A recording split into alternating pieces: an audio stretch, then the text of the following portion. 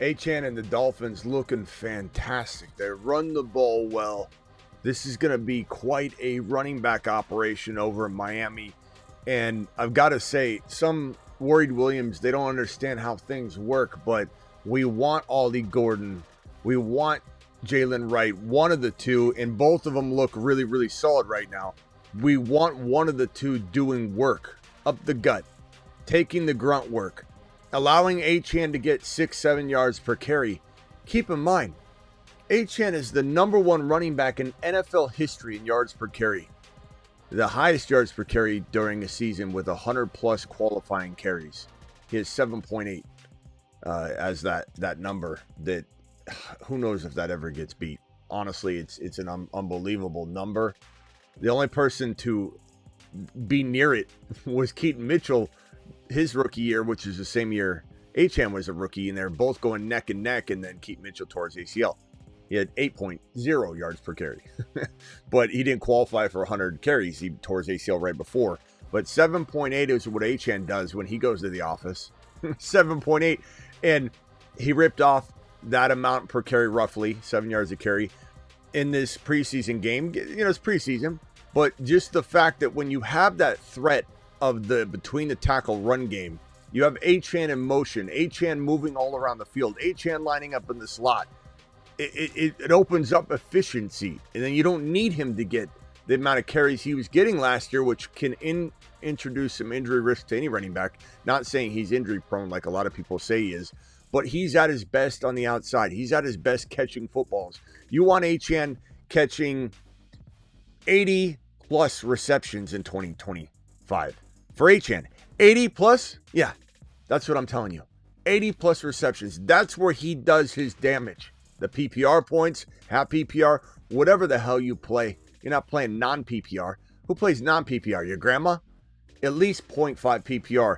80 receptions is a marvel. This man is a marvel. We got Tyreek Hill news. Again, avoid him. He's on planet Uranus. And off he goes to the planet known as Uranus.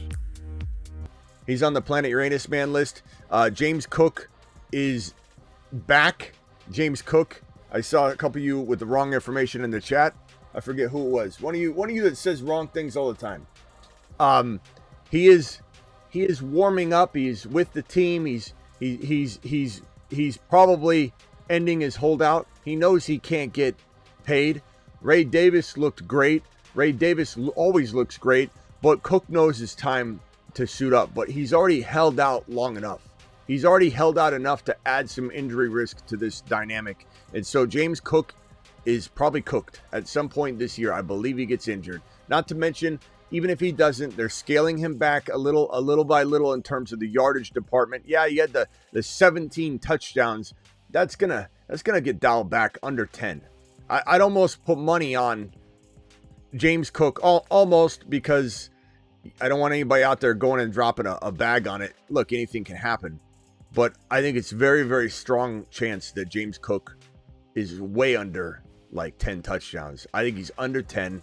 I think the guy known as Ray Davis, our midseason monster, had 6 last year, not even starting games, 3 receiving, 3 rushing. And James Cook barely rushed for 1,000 yards. He had 9 yards over a century. 9 yards. And I just don't think that it's going to be one of those things where we see James Cook with the holdout, with the low yardage totals, with all the other things that are involved in this situation, the changing of who's getting the touchdowns, how Josh Allen kind of controls all that.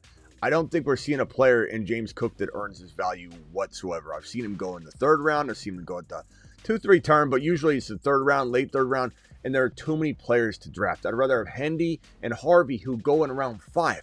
Hendy's creeping to 4, and that could continue to climb up, but 4 and 5. I'd rather draft a receiver where James Cook is and take Hendy and Harvey. I'd rather take Travis Hunter in round number 6 or 5 on underdog 6 in your non-best ball draft than go Cook. You know, like, and I'm not saying you take Hunter there. I'm just giving you an idea of where my value range is for him. Where's my line in the sand for Cook? It would be in round 5. I know I'm not going to get him there, but that means I don't draft him. That means there's no way I'm drafting James Cook Ever. If I auto draft on it, I'll be upset. Trey Benson season. Kyler Murray says it's Trey Benson season. Tyreek Hill news. All that and more. The Fantasy Football Show begins right now. File on in. Live from the FantasyFootballShow.com studios. It's the Fantasy Football Show. Live! Monday through Friday, 8 p.m. Eastern. Smitty is also live whenever news breaks. So, first $20 hauler tonight, I'm going to play the new Chase Brown video. First $20 hauler, I'm going to play first the newest Chase Brown video. And I can tell you right now, it's going to be a pretty sought-after video to get that $100 sponsor super chat on it attached to it. But first $20 hauler gets the Chase Brown play, and we'll play that a couple times because you guys are going to love the new drop.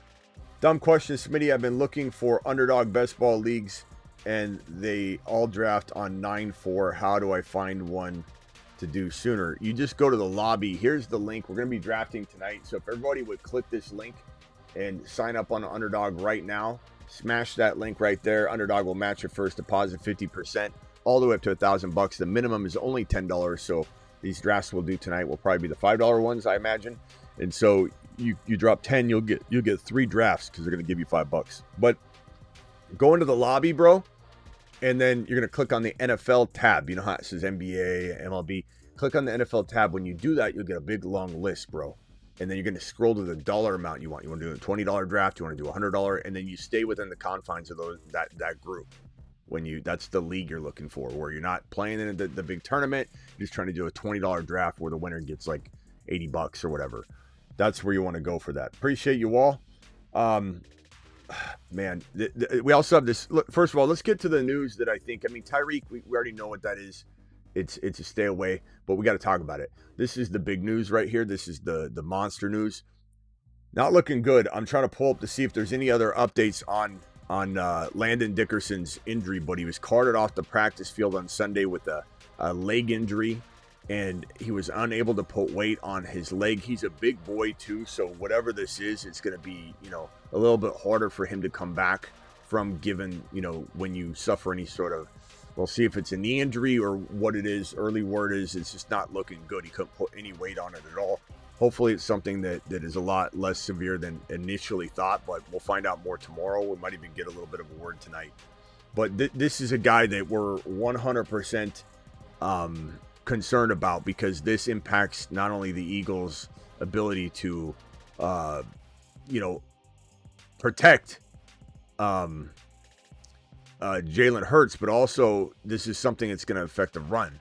And we're already worried about Saquon Barkley getting injured off his 430 carry season last year. 430 carries is an injury waiting to happen for almost any running back. You give 430 carries to Saquon Barkley, and that's a whole nother, can of worms. That's a whole nother concern. This is just bad. This just feeds more into the narrative. It's not that I hate Barkley at all. He was a Mars man last year. People won leagues because of the Barkley call on this channel last year. Mashed potatoes! Yeah, buddy. We won leagues because of it. And we love Barkley. Barkley's one of the most fun players to root for. And when we talk about don't draft Christian McCaffrey, when we say don't draft Christian McCaffrey, we're not saying we don't love Christian McCaffrey. We're not saying Christian McCaffrey isn't one of the most fun players that we've ever had a chance to follow and draft. And it's just, you don't like the value. You don't like the value. And Barkley going at the 3, 4, 5 overall territory, it's just not safe drafting. It's not safe league management or roster management. It's not safe drafting a guy that got 470 plus total touches, 480 plus total touches and 430 plus carries last year with injuries and all that. So we'll talk more about that as the show unveils. Obviously, people have questions about Barkley, but where do I take Barkley? We'll probably go over that. There's a line in the sand, obviously, and Barkley's not like a guy like Christian McCaffrey. Well, I won't touch Christian McCaffrey in round 2. And I know he'll never fall there again. He's going 1.6, 1.7.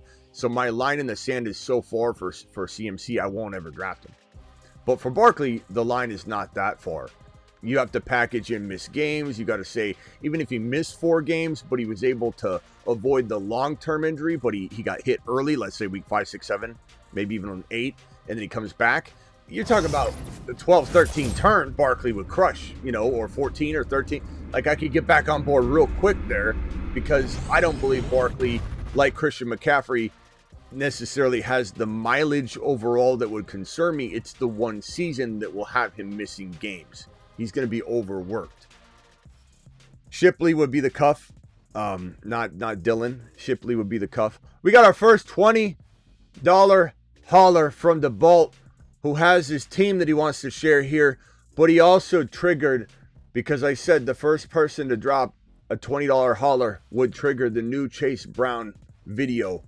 And Dean just dropped this $20 hauler as well. So you both are bunk bed style, initiating this video at the same time. Enjoy. Oh yeah. Brown, touchdown. You hear that sound? It's Chase Brown. Chase Brown, Chase Brown, Chase Brown, Chase Brown, Chase Brown, Chase Brown, Chase Brown, Chase Brown. Honey, what is that awful sound? Ma, that's Chase Brown. Ma, you got my Hot Pocket ready yet? Where are the batteries for my Game Boy? Chase Brown, Chase Brown. Chase Brown's doing it live, as is the Bolt, as is Racing Boy with the $20 hauler, as is Dean with the $20 hauler. Dean, appreciate you, my boy. All of you dropping 20 wads right here, flowing in. Appreciate you. Let's start with the Bolt. The Bolt, look at this. 0.5 PPR, 1 QB, 2 running back, 2 wide receiver, 2 flex, 1 kicker, 1 defense, pick 12. Picks are in order of which you drafted them. Bucky, Nico, JD5, Hendy, Travis Hunter, Buka, Olave, Debo. Okay, bro, you did good. You did real good on this. Let's see here. Bucky, Nico. Bucky's early, but look, you got Nico, so you did fine, because you could swap those and they'd be perfect. So you didn't do bad at all. JD5, Hendy, Travis Hunter, Buka. You crushed it, bro. Don't love Olave, but don't hate him there. Maybe trade him. Debo. Shook looks awful. He looks so bad. I know he recovered and had a touchdown throw, but that was a wide open wide receiver anyway. And Shook just looked shook. He's one of the worst quarterbacks in the NFL. And even if he has good throws or he has a talented arm, look, Jeff George had a talented arm, and Jeff George actually was good at times. But my point is, Jeff George had a top 5, top 10 overall arm during his generation, but it doesn't mean he's going to be a top 5, 10 quarterback. Shook is he's going to be awful. This is a great team. Other than Olave, love Debo. I mean, you're loaded, bro. Bucky, Hendy, Nico, Travis Hunter, Buka. You're going to be fine. And you got some values to package together later, like Keith Mitchell or Dylan, with maybe Olave to upgrade something at some point. Love the team. Nice work doing it live. Who would you rather have in fantasy? Jaden Blue, Ray Davis, or Tank Bigsby? Played the Chase Brown video. We'll do it again. Appreciate you, Dean. We'll do it again. Right after I read these, we'll play one more time. But I would say right now, I'm leaning toward Ray Davis for now, but I do hope it is Jaden Blue. Jaden Blue probably has the most ceiling because of the offense. I'm not saying the Bills aren't a good offense, but and that could be an amazing situation, but there is Cook right there. And Davis probably doesn't take Cook's job. Cook will probably get hurt if this thing ends up being a takeover, that even when Cook comes back, they don't fully give him the job back. It's more like a 50-50 timeshare, or maybe even a 60-40 in favor of continuing to feed Davis. But Jaden Blue could literally take the whole job. And so could Bigsby, though. But ETN did get he got the start. He got some early work. Maybe to showcase to trade him. That's kind of my thinking. And I predicted last night that we'll find out this week there's maybe some rhyme and reason to why ETN played so early and acted like the starter when Bigsby was the talk of the camp. And they're saying that the running game, the reporters, the beat reporters everywhere, that the run goes through Tank Bigsby. The entire rushing attack is built around Tank Bigsby, and then ETN gets the start. You know, they might just be trying to get a feel for what ETN's capable of, and like I said, showcase him to trade him. I would say Ray Davis is safest. Jaden Blue is a little, Bigsby and Jaden Blue are a little higher risk, higher reward, but the truth is, man, like, I'm going to go back and forth on this because these are all midseason monsters, as you can see on the screen. Blue, Bigsby, Davis. I mean, you really can't go wrong. I know one will probably be better than the other, so you can't actually go wrong, but at the end of the day, man, I'm going to change my mind. I'm going to change my mind on those three on an almost daily basis. But right now, Davis feels like the lean because of the Cook hold-in, which is reportedly ended, we think, because he warmed up with the team, but he could go right back. Remember, he showed up. He was going to hold out, then he showed up. Now he dialed it back and held in, and now he's warming up. Maybe he pulls it back again, so we're not too sure. But I would say Blue if you want huge upside and you won't use this player for a long time. 10-man PPR Keeper League. QB, Daniels, Goff, Barkley, Gibbs, Kyron, Pacheco, Mason. Wide receivers, Evans, McMillan, Egbuka, Rice, Harris, Ingram, Pitts. Love the team. You might even be able to maneuver something. I certainly would try and trade into a Bijan. Or for me, I'd rather have, you know, Genty or a running back. If I can upgrade something, like let's say you're moving a Evans into a top 5 wide receiver, and you could, you know, move Barkley down to a Genty and get, you know, Genty on the cheap from a scared Scotty. Other than that, I'm not like going out of my way to trade Barkley. Again, if you back your situation up pretty nicely like you have, where you've got Pacheco, you've got Mason, you might want to keep tabs on Rashard Smith because Pacheco is a big piece for you. I like this team a lot. I like Evans. I worry a little bit about a fall off at some point. You got Egbuka that could go nicely together, but at the same time, I would be willing to bet on Egbuka, trade Evans, and upgrade him. Maybe Mason's going to be that meal ticket. Maybe it's Kyle Pitts or Ingram because you got the 2 tight ends, but you just keep an eye on those kind of, you know, angles to that. Fantastic team, bro. Love the squad. Those are my 3 $20 haulers. And let me play. I got 4 more super chats to go through, and then let me play the Chase Brown video first. Chase Brown. Oh, yeah.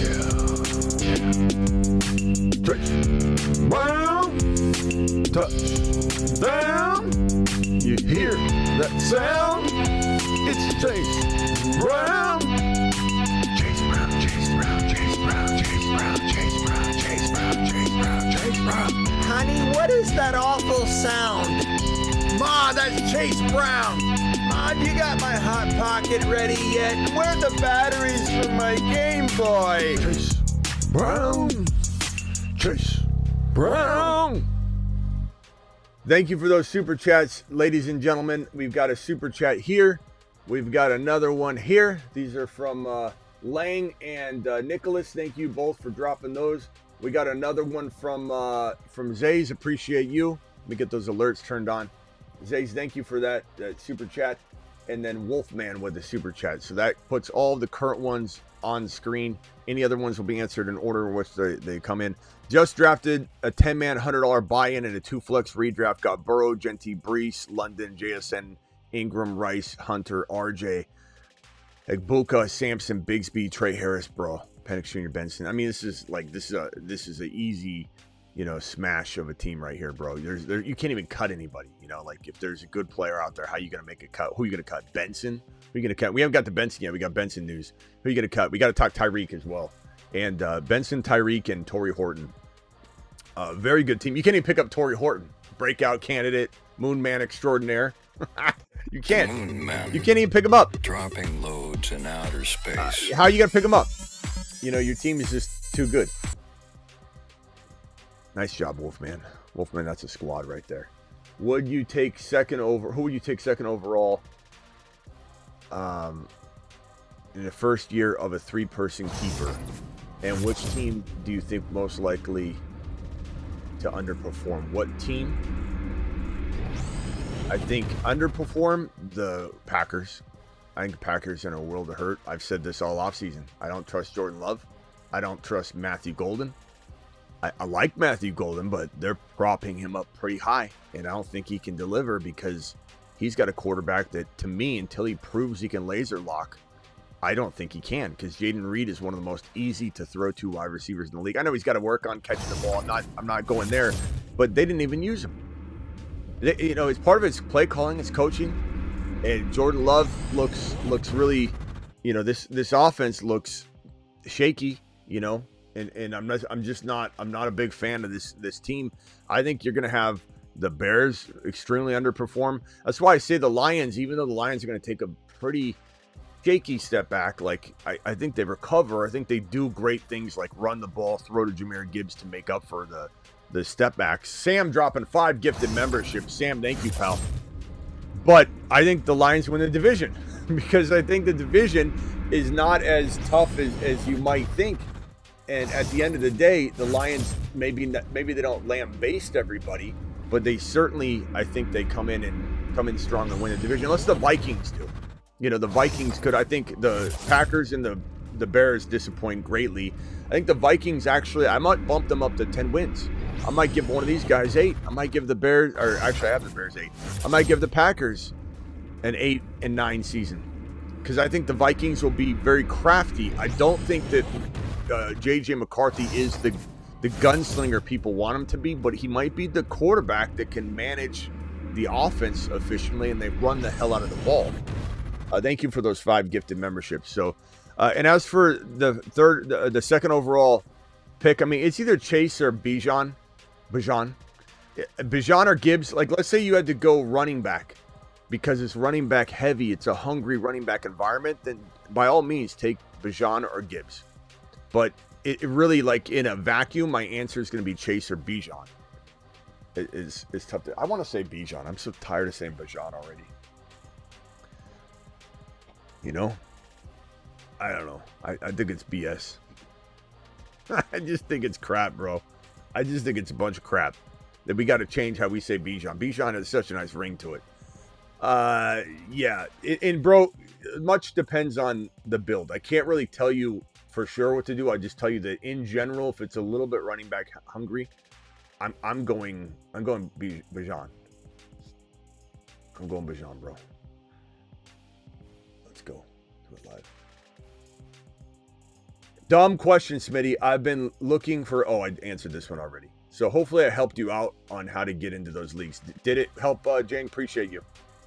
This one right here. How did I do? 10-man, Lamar, Chase Brown, Achane, RJ Harvey, Trey Henderson, Neighbors, DJ Moore, Travis Hunter, Buka. You did fantastic, bro.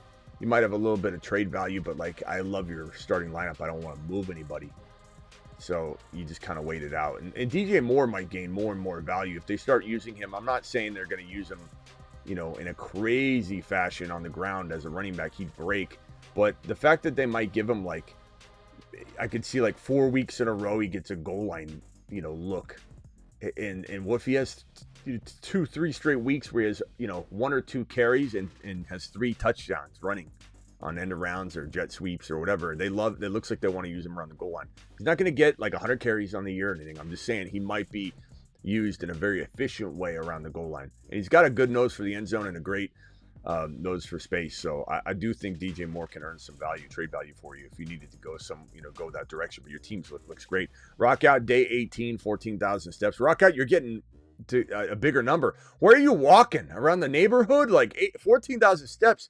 That video earned a sub and some cash. Incredible. Thank you. Smooth, if you haven't seen the videos we got on here, my boy, because you're saying you just subbed, so I imagine you just found us.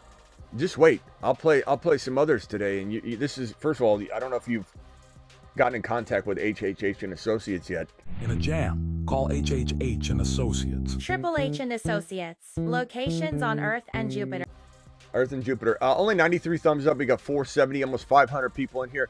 Thank you for that super chat, my man. You are the man, the myth, the legend. Appreciate you. Smooth in the building now and forever, right? He found his new home. All right, let me get to this rest of this news, and I'll answer super chats in order in which they come in. They're all caught up right now. Then we'll open the phone lines if anybody wants to dial in. So, Tyreek Hill, real quickly, causing a lot of controversy. Remember what I told you about 48 hours ago, maybe a little more than 2 days ago?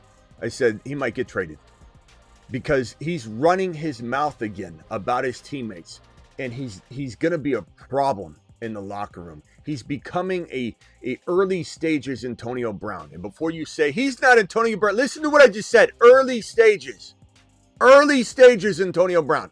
That's what he's becoming in the locker room. I'm not saying he's out there getting in massive trouble off the field. Seems like a pretty, straight and narrow guy to a degree. He focuses on speed, running around, racing people. But that's also a thing that could take him down. As you get older. Ziggy, how old is Tyreek Hill? Ziggy, how old is Tyreek Hill? Tyreek Hill is 31 years old and was born on March 1st, 1994. This guy may play the entire season at 31. He's not turning 32 this year or anything like Adams, I think in December turns 33. But 31 years old, he doesn't have any business running around racing everybody that challenges him. His hamstrings are on borrowed time. Speedy guys with quick twitch, they're on borrowed time. And here he is out there risking injury on and off the field constantly. Why not just leave it on the field? Why not risk it only on the field? He's out there racing people, trying to beat world records about rounding the bases and baseball. He's racing people that challenge him. He's scrimmaging against everybody who will do it. And then he's running his mouth. About his teammates constantly. Tua has already said to reporters the other day when someone said, "Is everything good?" You'd think he'd say, "Yeah, everything's fine." He didn't. He said things are still repairing. He goes, it wasn't just said to me, it was said to the whole team when he said he wanted out. He wanted to leave. He wanted to abandon all of his people. He wanted to abandon his teammates, his family, his brothers. He wanted to abandon them, and Tua wasn't happy. The team's not happy. Then he goes to the podium and says that they should bench Achane in all goal line situations. First of all, they brought Ollie Gordon in. And Wright last year to replace Mostert, and so they already had a plan. And Miami Coach Mike McDaniel was already annoyed by Tyreek Hill's antics, and when he got to the podium, and the reporters started saying, "What do you think about Tyreek's comment about benching Achane?" And he said, Mike McDaniel, word salad. You don't know what he's really trying to say. He starts to preface everything, and you don't even know where he's at. But he ended up saying that he already made the decision himself, the team, to give a lot more goal line looks. Not all of them, not in special packages, not that Achane shouldn't line up in goal line packages and then you throw to him like they've done so many times before. Not like you can't have Achane out there with three wide receivers, put Achane in motion at the 3-yard line and throw it to him. And have him just walk untouched into the end zone because he's so speedy and accelerates. No one can guard him at the goal line. Achane's one of the most crafty pass-catching players like Worthy, like Jahmyr Gibbs. Worthy, Gibbs, and Achane, speed. Speed is the toughest thing to defend on the 1-yard line in the NFL, aside from, if you're talking about passing. And so for Hill to say something so stupid about his teammate, instead of saying, that's not for me to say, or, Achane's pretty good. He can run up the gut if you wanted. Well, we do have Ollie Gordon. We did bring those guys in. He's like, you want my honest opinion? You're asking me. I'd bench him. I tell him all the time he's not a goal line back. Just running his mouth constantly. And I told you there's going to be a potential trade at some point. I don't think he's going to keep his mouth shut. I don't think he's being a good team player. I think he's a problem in the locker room. And this report right here, rumors are that multiple teams around the NFL are monitoring Tyreek Hill's potential availability. Miami is currently unwilling to trade him, but an offer they can't refuse, especially when the relationship continues to get fractured, might be in play. I don't even know that he's got it left because last year he had the wrist injury, but that didn't prevent him from getting open, right? Why didn't he at least get targets? Why did he not catch the ball at a higher rate last year? Why did he vanish? Why is Tyreek Hill a bounce back candidate at 31 years of age? He could have his drop off year anyway. Even if he had done well last year, this still would have been a season I say walk away, because he's 31 years old. And the drop off on a quick twitch, very speedy wide receiver, they say paper thin hamstrings with guys like this. They get thin really quick. They're on borrowed time.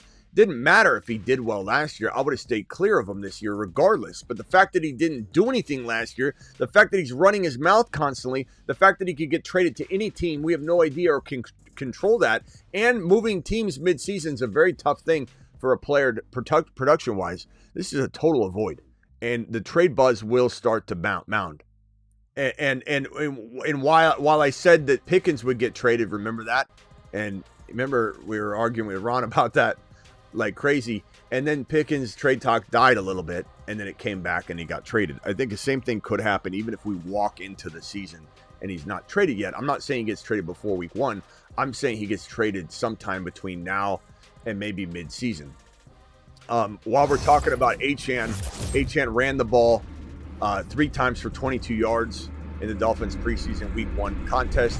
And Aldi Gordon got a touchdown. Jalen Wright got a touchdown.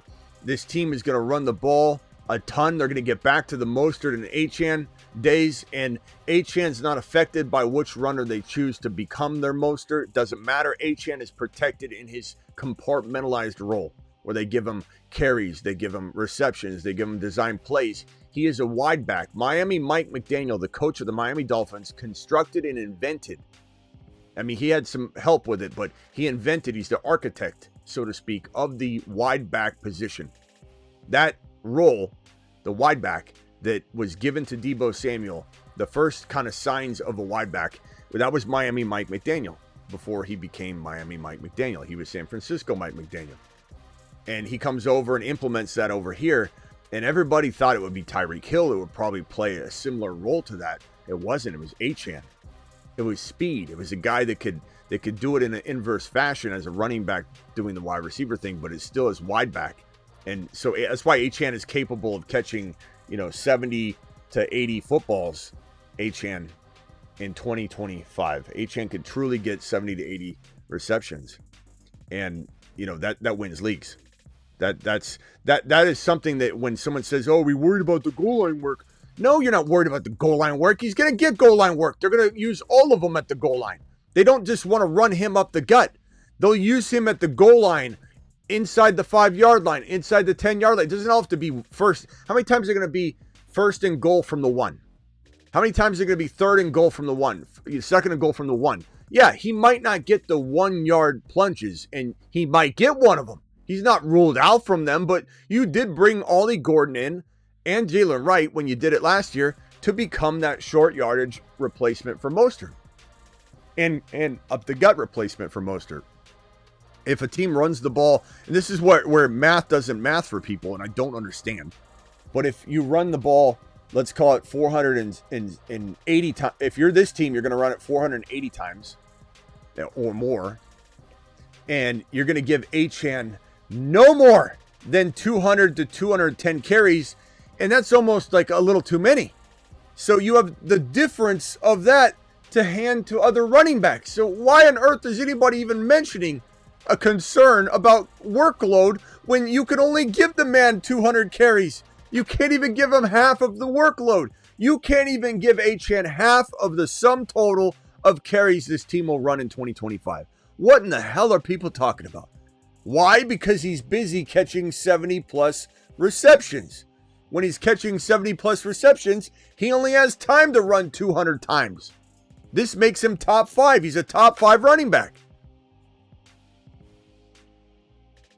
So Achane to the mother-freaking moon. Torrey Horton, our moon man extraordinaire. The moon man. Good luck getting him dropping loads in outer in the space. 17th, 18th round now, but who cares? Take him in 15, 16, 14. Space Moon Don't take him any higher than you have to. Use ADP to your advantage, like on Underdog tonight. he'll be suggested around round 15, 16. So you don't want to take him in 10. You don't want to take him in 12. You don't need to. But Torrey Horton is climbing, and people are starting to take notice, and before long, he'll become a household name. Horton continues to make plays with the first-team offense, while Scantling was, again, working a lot with the second team. Horton is taking over. He's the second best receiver on this team. I'm not saying that he'll become the one, but I'm also not saying he's not going to become some sort of co-owner of it. It's not like we're looking at Jamar Chase and T. Higgins, and I'm not trying to tear down JSN. We love JSN. We're a JSN people. But this is not a Jamar Chase and T. Higgins. This is kind of feels a little bit like what the Tank Bigsby Nico started to feel like, and then Nico took over. But that feeling could eventually be in play here. Horton's that good. No one should be acting like Horton can't become a co-owner, or at least the 1B instead of being the 2. He truly has that much talent. And once Milroe gets in there, keep in mind, Milroe and Horton and Arroyo, they're all going to be consistently, worked with each other and got that rapport built from the ground up. So Milton's going to be a lot better for Arroyo, and Milton's going to be a lot better for Horton than Darnold is. So keep that in mind and draft him everywhere and pick him up. If you're in a league where he's available, grab him now. I think this will be a big breakout year for Trey Benson, says Kyler Murray. Not the biggest news in the world, but this is a nice thing to hear. And another thing I want you to keep in mind is that Benson's got 4.3 speed. And Connor always gets injured except for last year. And he's older now. Ziggy, how old is James Conner? James Conner is 30 years old and born on May 5th, 1995. Yeah. So not that he couldn't have one more last hurrah year. I think this is it. I mean, once Connor has this season and he does really well, let's say, then it's time to let go of the idea of him being a even 15, 14, game player. But I kind of feel like, I don't know. I kind of feel like this is going to be one of those things where I think Connor, you can't discredit Connor. He's a team captain. There's no way he's not getting the nod early to be not just the leader of the running back room or to lead the percentage of carries. He's the guy. Connor, this is something where Connor could get literally every carry. Benson could get 2 carries in week 1, and we're like, oh my God, Benson, will he drop? Do we cut him? And people will freak out. Benson could be a waiver wire guy coming into week 5, 6, 7. I just want to prepare people that Benson doesn't just hold automatic week 1 value. Benson's like it's like buying silver when people are buying gold and everyone's saying, don't worry, silver's going to pop. Benson's silver. Benson will eventually be very, very valuable and could even exceed the growth that Connor could give you this year in the ADP return on investment. But it just could take a while. There's no timetable on this. There's no in 4 weeks, Connor's going to break down. Connor's only going to break down when he gets hurt. He's still a very good player, and he's still very efficient. He didn't show signs of looking like he was fading.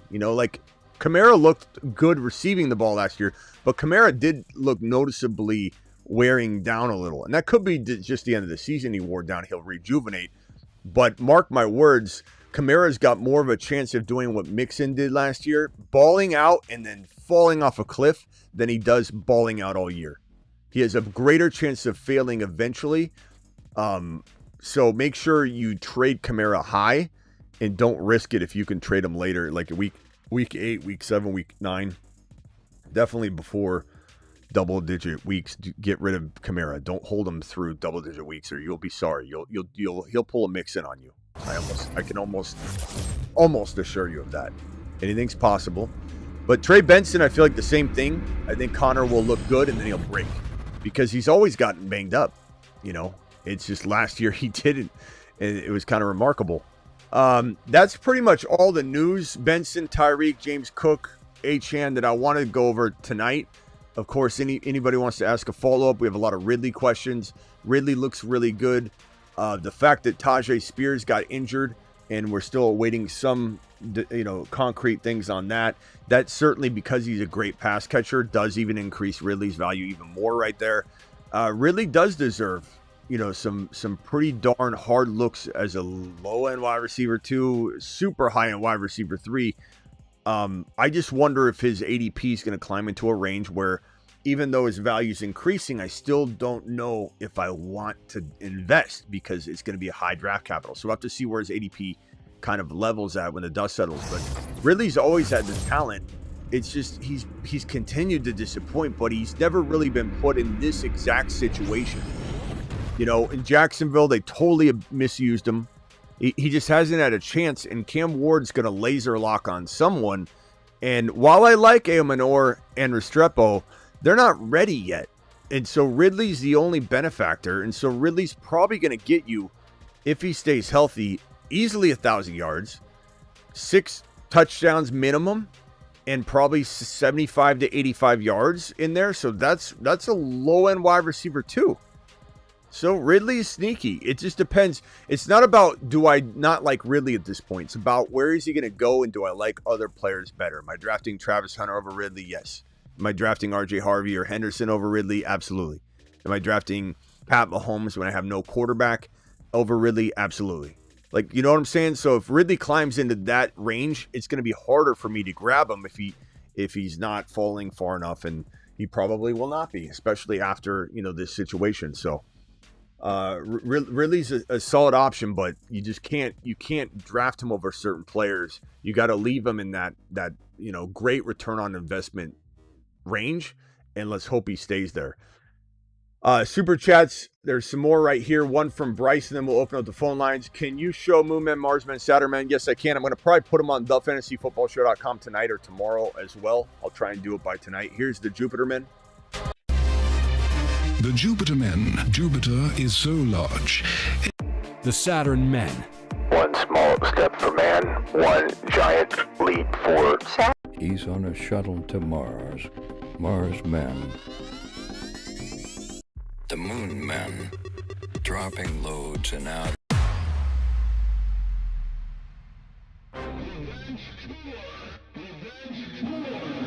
And off he goes to the planet known as Uranus. There you go. There you go. I don't know who you're calling a Ridley hater, Manuel.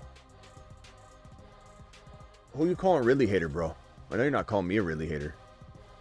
We'll see who you're calling a Ridley hater. You can show, yeah, there you go. Thank you. Appreciate you dropping that super chat. This one here, can we talk?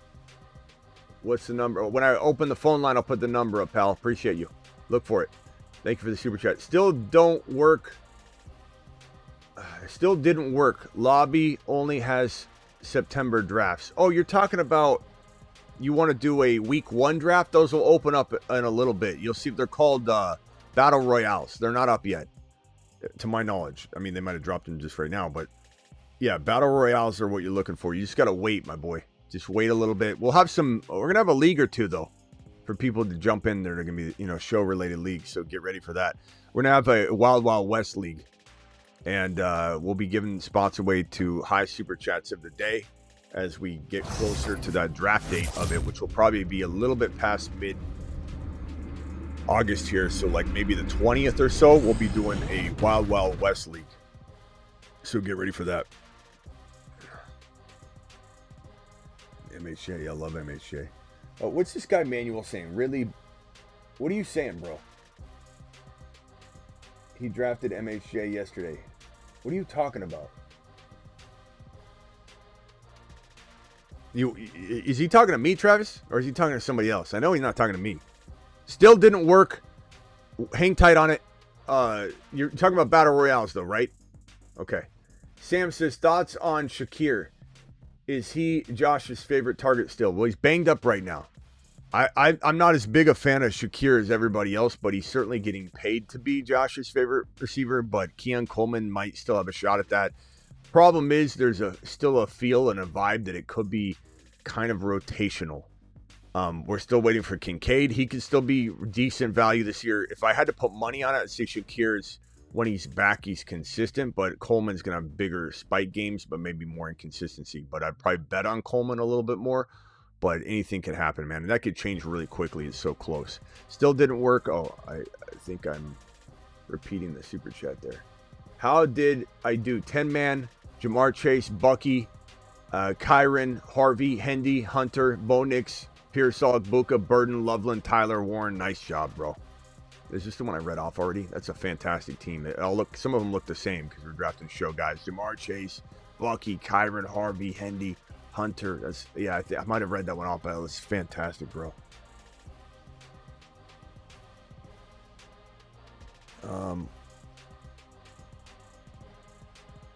Okay. Phone lines are open. Dial in. Call into the show. Call into the show.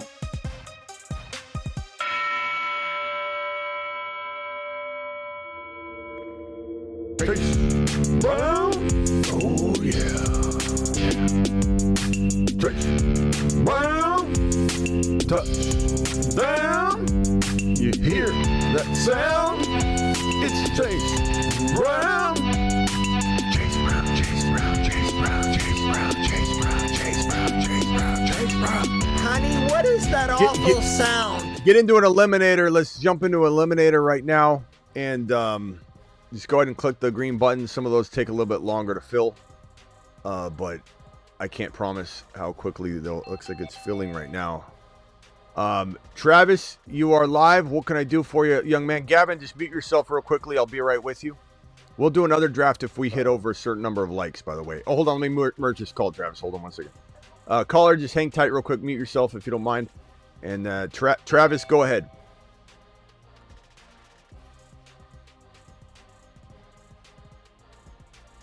Mute yourself real quick, my man. Travis, go ahead. You're live. Chase Brown's looking chiseled in that new picture, huh? Yeah. I think he lost some weight or he's been working out. Or something. I'll play it again in a second. I'm just trying to get into this draft real quickly. Hold on. Go ahead and talk though.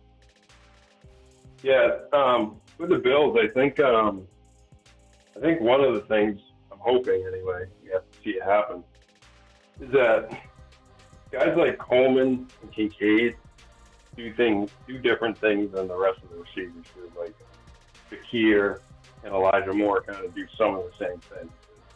Josh Palmer, I know some people love Josh Palmer. To me, he's just a decent secondary wide receiver, a third or fourth wide receiver on a really good team. But my hope is that because Coleman and even Kincaid to a point can do some different things than those guys, that they kind of start to get some more targets. But we have to see it because we thought that last year and it didn't happen. So. Mm-hmm.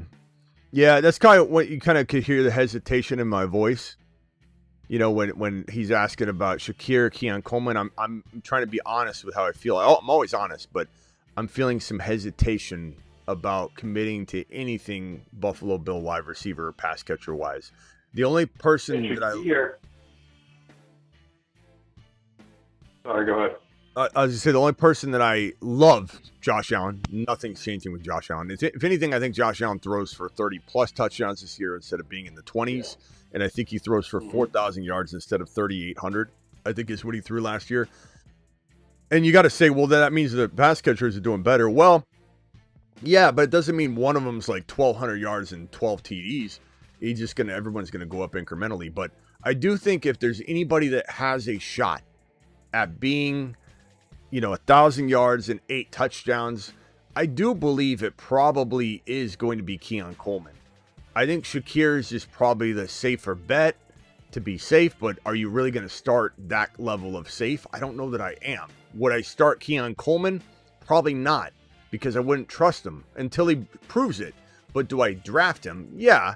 Do I stash him? Yeah. And then if he gets consistently good, then hell yeah, we're all on board because we love the guy. But I think in best ball, he's perfect because you never have to make the decision. You just have him on your bench, and in best ball, your top players start automatically for you, optimal lineup. Look at Genty falling. This is this doesn't have a lot of our people in it. I think it might have like 2. And I don't know if you guys got in an overflow draft. We'll get in another one. If we hit 200 likes, we'll get into another draft. We got 500 people watching on YouTube. Just hit that thumb up button, guys. If you punch 60 more thumbs up out of 500 people, we'll do a second draft. And if we get to 300, I'll do a third draft. Okay? So this is draft number 1. But Genty in a group where I know that's not our one of our people that grabbed him there. He's dropping to the 2.3. I'm on the clock right now. Why not go man of the hour, Chase Brown? Let's hit the video one more time. Chase Brown. Oh, yeah. Chase Brown. Touchdown. You hear that sound? It's Chase Brown. Chase Brown, Chase Brown, Chase Brown, Chase Brown, Chase Brown, Chase Brown, Chase Brown, Chase Brown. Honey, what is that awful sound? Ma, that's Chase Brown. Ma, you got my Hot Pocket ready yet? Where are the batteries for my Game Boy? Chase Brown. Chase Brown. I had Miss Smitty throw that bat, by the way, and she was patient to a degree, but she hates when I ask her to do stuff. And I don't have a production team, so a lot of stuff, but she threw that bat perfectly on that one. And I got a blooper where she threw it perfectly another time, and I like tripped and I almost fell over. I'll show that blooper later. I don't have it with me right now, but and she got so flustered after I messed up her perfect throw. It almost like that was created without AI. That was actually real. But I grabbed Chase Brown. I'm up next here, and then I'll let Travis continue. We'll go to the phone line. So right here, I've got Chase Brown and Lamb. I could go McBride. Should I go McBride and even it out, or do I go Garrett Wilson or MHJ? McBride or MHJ? Let's do a little something different. Yeah. I keep drafting the same teams over and over, so this feels very different. Too late. McBride, and this is a great balance. I mean, Chase Brown, Lamb, and I'm probably going to get at least 2 of the Triple H and Associates. Wrong button, dang it. Hi, I'm In a Worry jam, William. call HHH and Associates. Triple H and Associates. Location. Okay, so I'll probably get 2 of the 3. The 4 Horsemen as well. We'll minus Genty. We're looking at basically the same crew. It's Triple H and Associates at this point. Okay. So we'll see where Hendy goes, where Harvey goes, where Travis Hunter goes. Wouldn't that be amazing? I don't think I can get Hunter at 68. His ADP on this particular contest, let me just go through the ADPs real quick, and then I'll go back to Travis and then over the phone line. So hang tight, phone line. Harvey's 50. Or sorry, Hendy is 50, so I got pick 44 here. I'm going to grab him without a problem. Harvey is 58, so I can get him at this next pick. Unless I get sniped by someone listening. And then Hunter, his ADP is 62. So there's no way. I mean, he could fall to 68, but yeah. Now I could go Hunter and Hendy.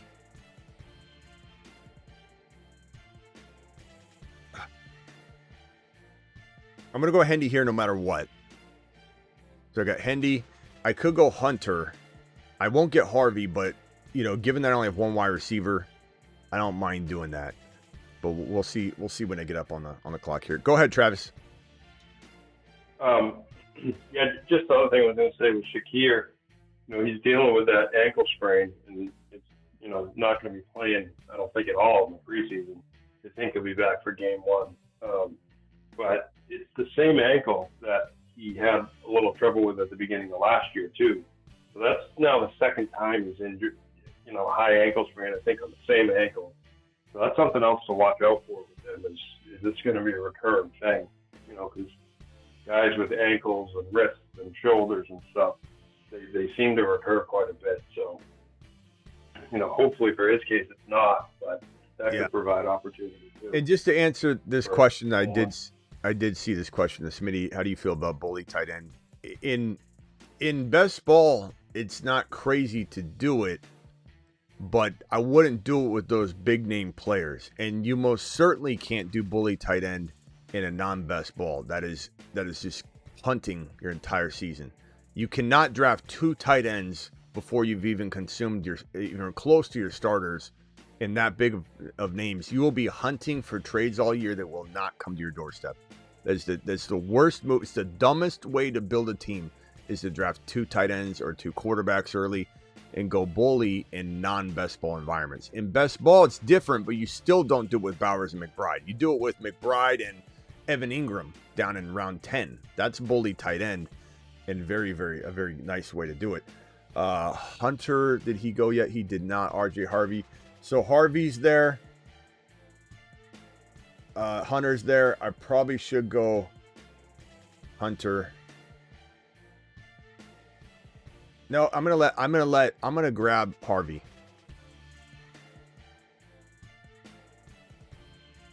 This is risky, but I love the wide receivers that are gonna fall. I don't think Rice will fall to me, but he's been falling a lot further. The ADP updated. Rice is right above Hunter now.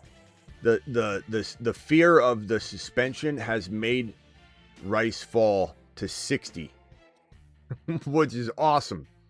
Now, neither one is gone yet. They're still wide receiver 4 and 5 recommended right now. So there is a chance one of them falls to me here. And if they do, I made the best decision I possibly could have made. So I love those running backs. The PPR possibility for those 3 running backs is insane. People are grabbing the wide receivers below. Jordan Mason, this might fall. Zay Flowers. I think one of them is going to go for sure. And this is such a wide receiver hungry environment. Waddle. Okay, so Rice and Hunter are the next 2 options on the board. All I need is 2. Come on, Hunter. I've seen few drafts now where come on, where Zay Flowers and Cortland Sutton go over both of those guys. Diggs. Oh, come on. This guy's got yes. Oh my God. Holy shit. That was stressful. Rice was 60. That means Rice should have went right at before it even flipped to the 6th round. That was unbelievable. That was such a great decision to go Harvey, because Rice and Harvey, if I would have went Hunter, I would have got none of them. I don't think. Yeah.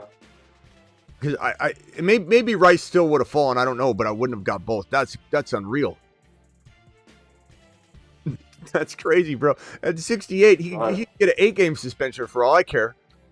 If he gets a 4 or 3, this is over. This is a pizza party.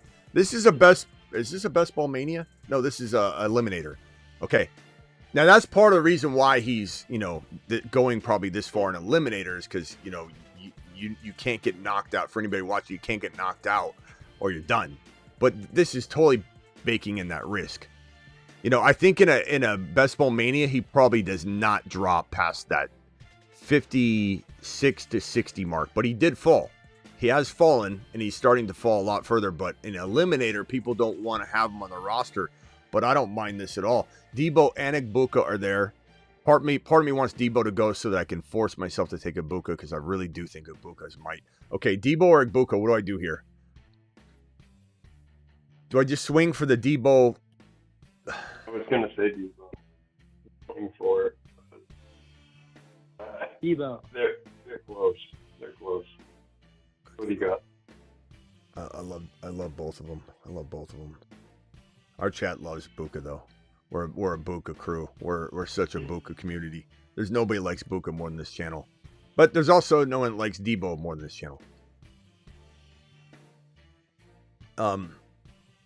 Debo's gonna have a baller year. The thing about Debo, people think that Debo, Buka. I was hoping a Buka would fall. Mahomes didn't fall, no problem. We'll get Bo Nix here at the 92.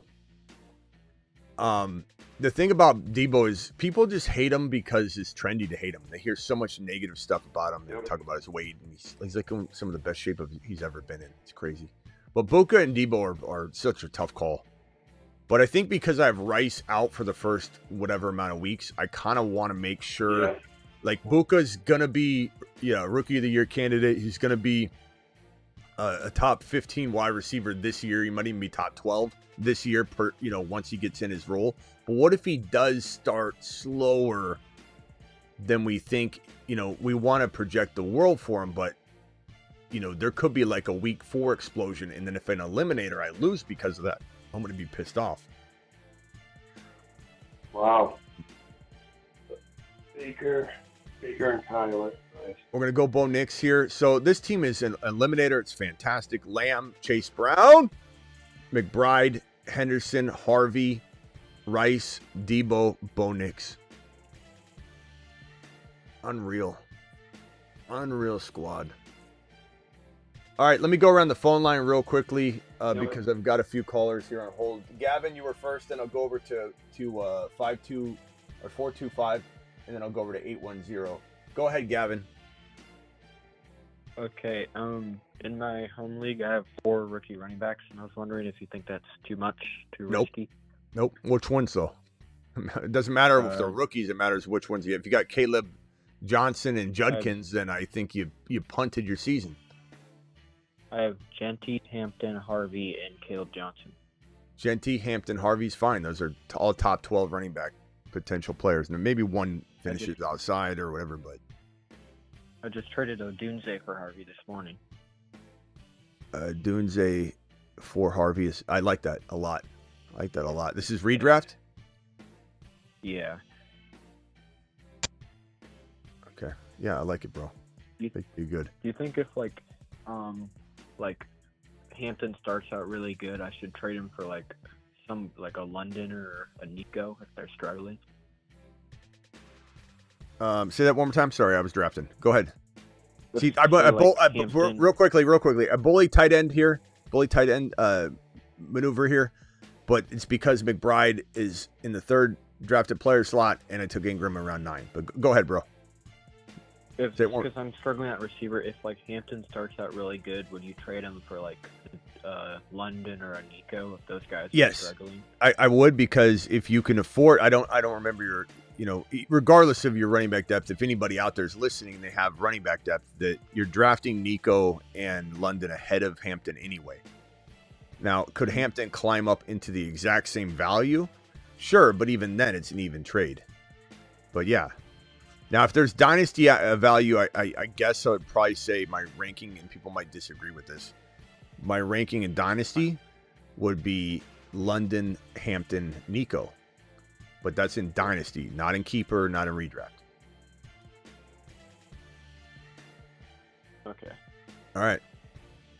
Thanks, bro. Call back if you got another one. All right. 425, what's your name and where are you calling from, 425?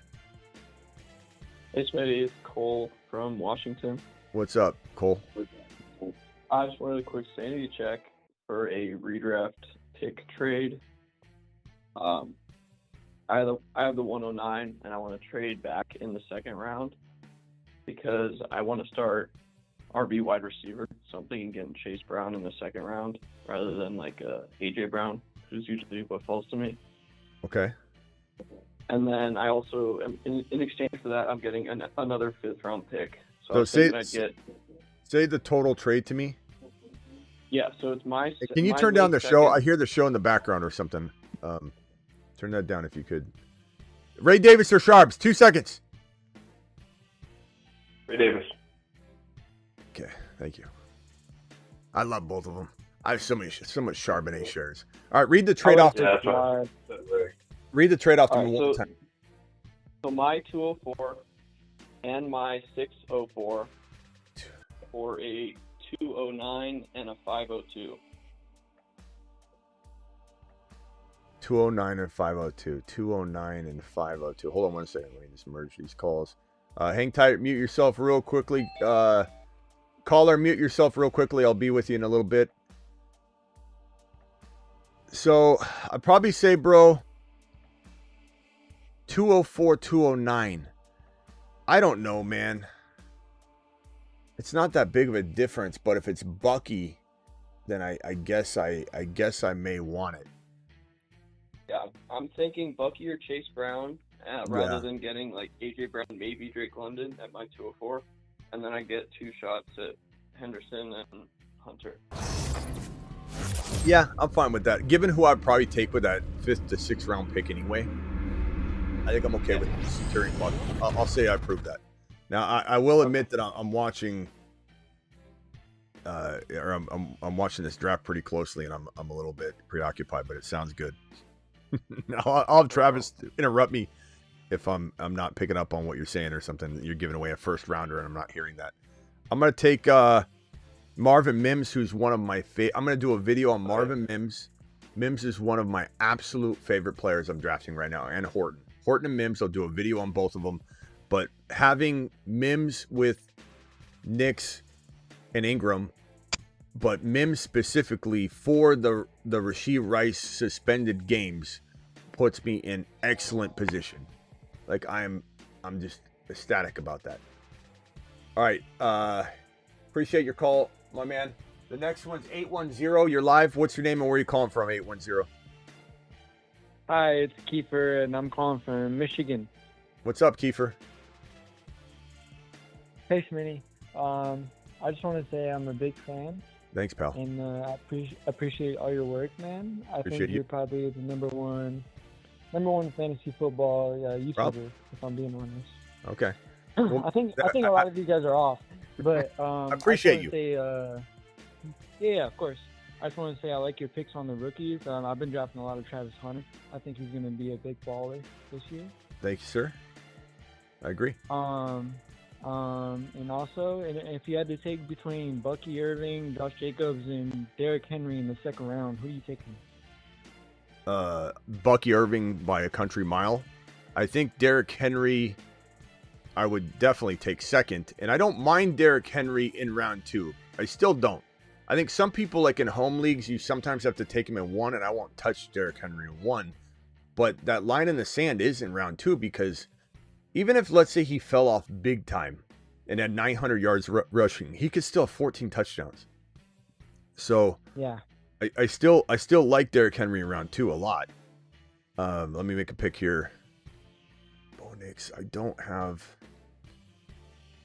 I'm gonna go Penix Jr. just because I didn't get my normal quarterback room. I want to make sure I have, especially in Eliminator, I want to make sure I feel really good about my QB2 so that when that week comes where Bo Nix is on a bye and I'm losing Ingram and Mims, although I've got Trey McBride, but I want to have like a baller quarterback. So I went to Penix Jr.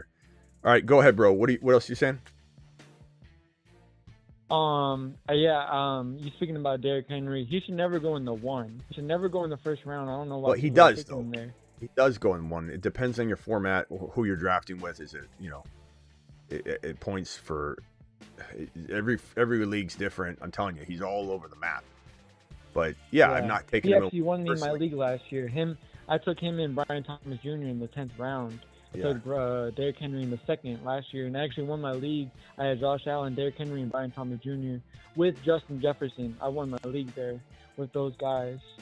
And I was just wondering between Derrick Henry, Bucky Irving, and obviously Josh Jacobs. I also had Josh Jacobs in the 3rd round last year, and I won my league. So I was just wondering between those 3 running backs. Well, Jacobs isn't a 2nd rounder. I'll tell you that. The way you feel about Henry going a 1, I feel that way about Jacobs in 2. I wouldn't touch Jacobs in 2. He should be a 3. Definitely not a 3. Well, I wouldn't even take him in 3 to be honest. But that's me. Damn, that's crazy. Not a 3. But you'll take Henderson at 4. Hold on, I got to draft again. I'm gonna go Cam Ward because I almost timed out. But that's right, because look, in Eliminator, it's more important than ever to have 3 good quarterbacks. And I actually pulled the trigger on that. I just didn't have time to look at my list, so I just grabbed them. But I have, and they're all 3 different bye weeks, 12, 5, and 10. So I'm protected on an injury even. Because Eliminator, sometimes I'll have 2 quarterbacks like Mahomes and Burrow both have bye week 10, and then I'll have to pick like a Milrow or something. Take a little gamble or whatever if I wait too late. Or if I did go Penix Jr., if I go Burrow 10, Mahomes 10, and Penix Jr. 5, in Eliminator, you want to try and get all 3 quarterbacks on different bye weeks because it's such an important position. Like tight end, you could be all right if you didn't score at tight end, and you could still win an eliminator week. But everything's 1v1. If you lose, you're out. Any week you lose, you're out. And so you got to make sure that if one of your quarterbacks got hurt and then their bye week came up and you didn't have them when the other person's bye week was up, like you're in trouble. So having all 3 on different bye weeks is more important than any of the players around. But hold on, I got to make an important pick here.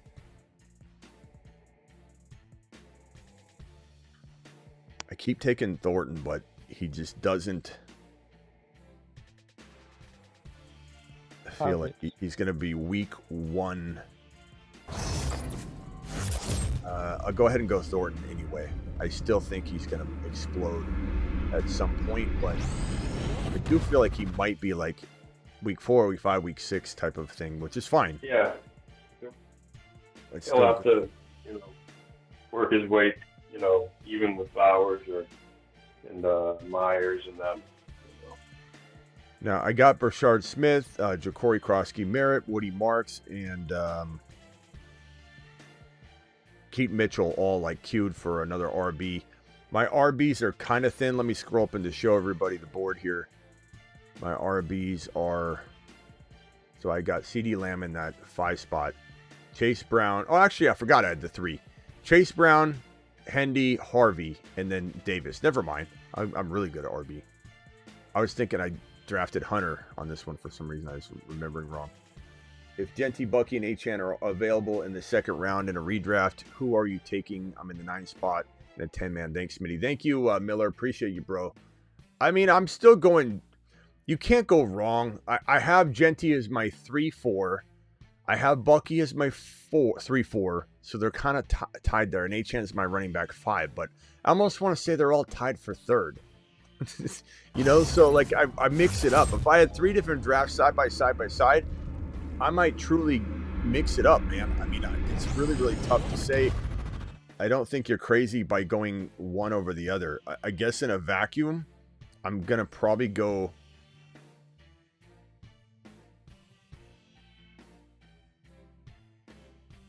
Hold on a second. I'm going to go Horton early because I don't know what I want to do at running back yet. Hold on 1 second, caller. Just mute yourself if you could. I'll be right with you. All right. Is that caller still on hold? And I would go. Is that caller that just asked me that question a second ago? Did he hang up? Did you hear me? Oh yeah. What was your follow up, bro? Oh, I just wanted to say something about Tyreek Hill. I think you might be looking in a little bit too much. I think he's just joking a little bit, and I think he's gonna ball this year. Okay. Well, I disagree with you, but yeah. Hold on. Let me merge this call now. All right, hold on 1 second, caller. Just mute yourself if you could. I mean, I disagree with you for all the reasons that I've said already and beat a dead horse on. I mean, yeah, well, yours seems yours seems very wishful thinking.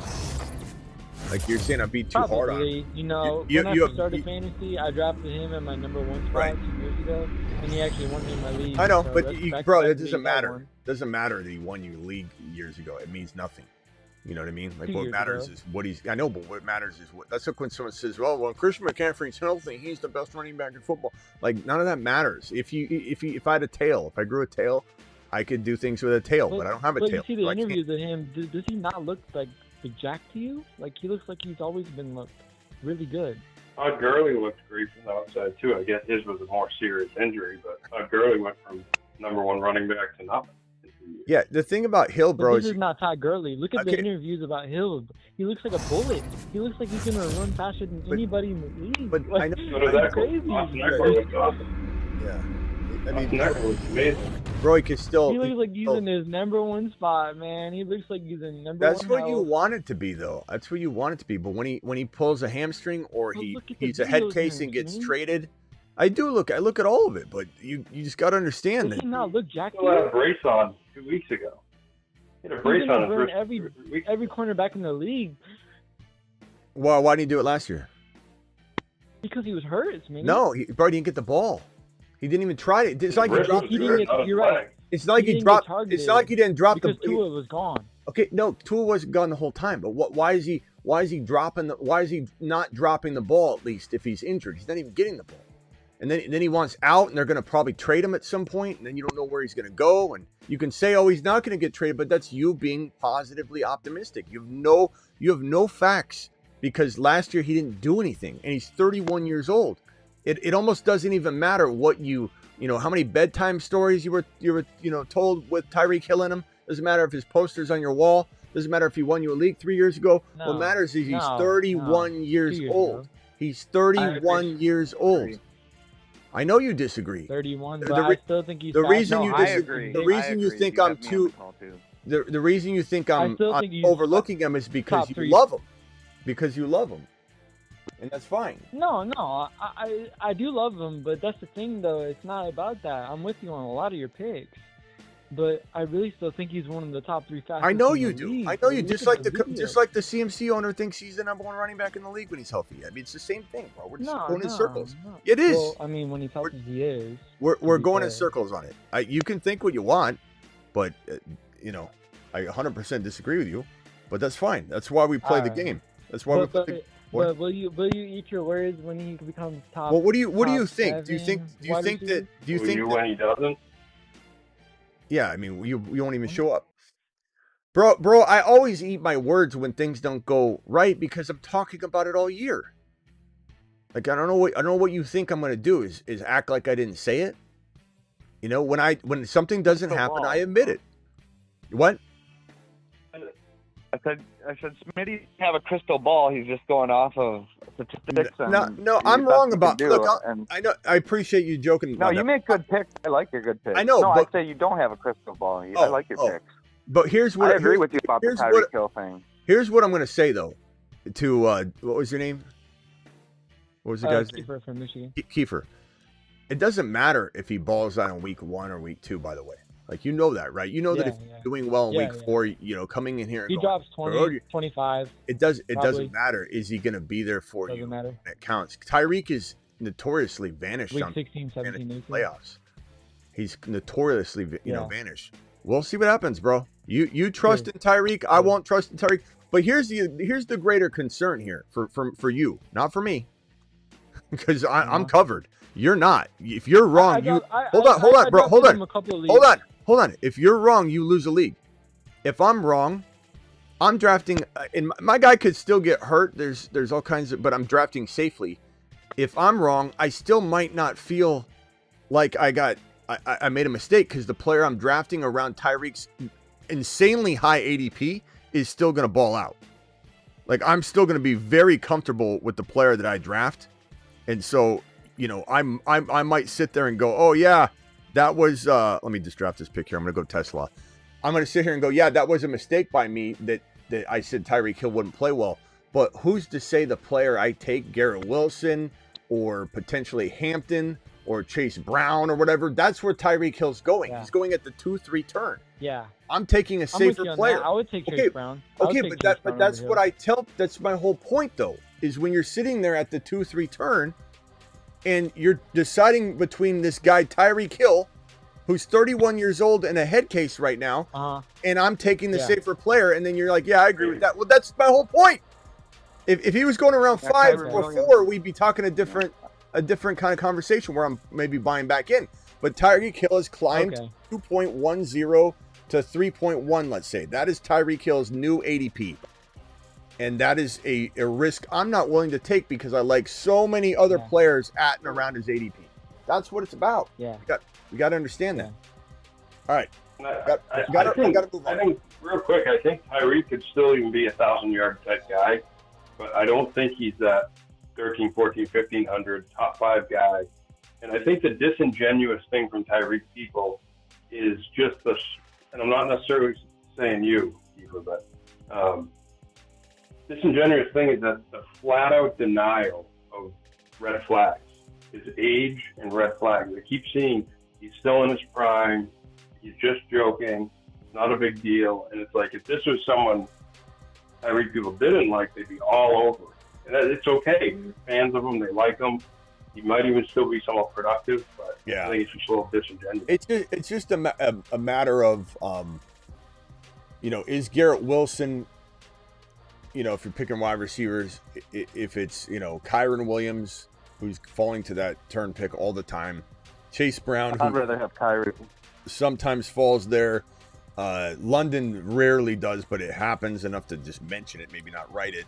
And then Hampton, those are all safer players at Tyreek Hill's ADP, and that's just a couple. Josh Allen, go early quarterback versus draft Tyreek Hill.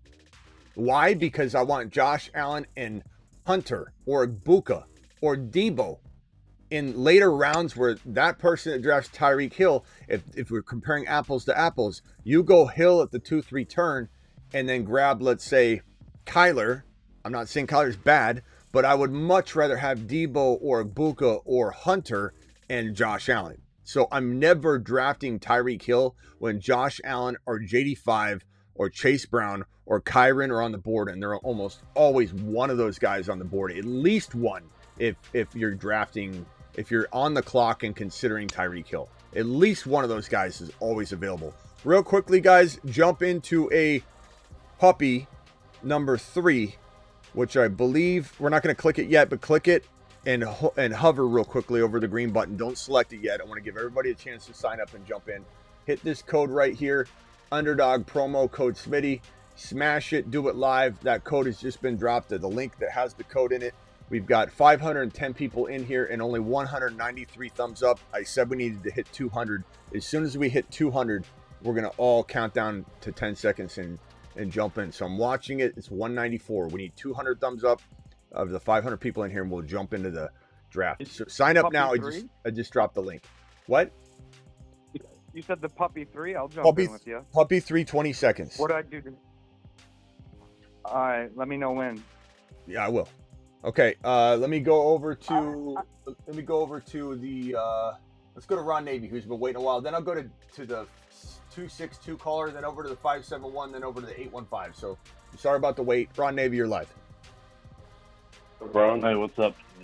Hold on real quickly, Ron. We just hit 205. See how quickly those thumbs up get applied. In 10 seconds, we're clicking on the puppy 3.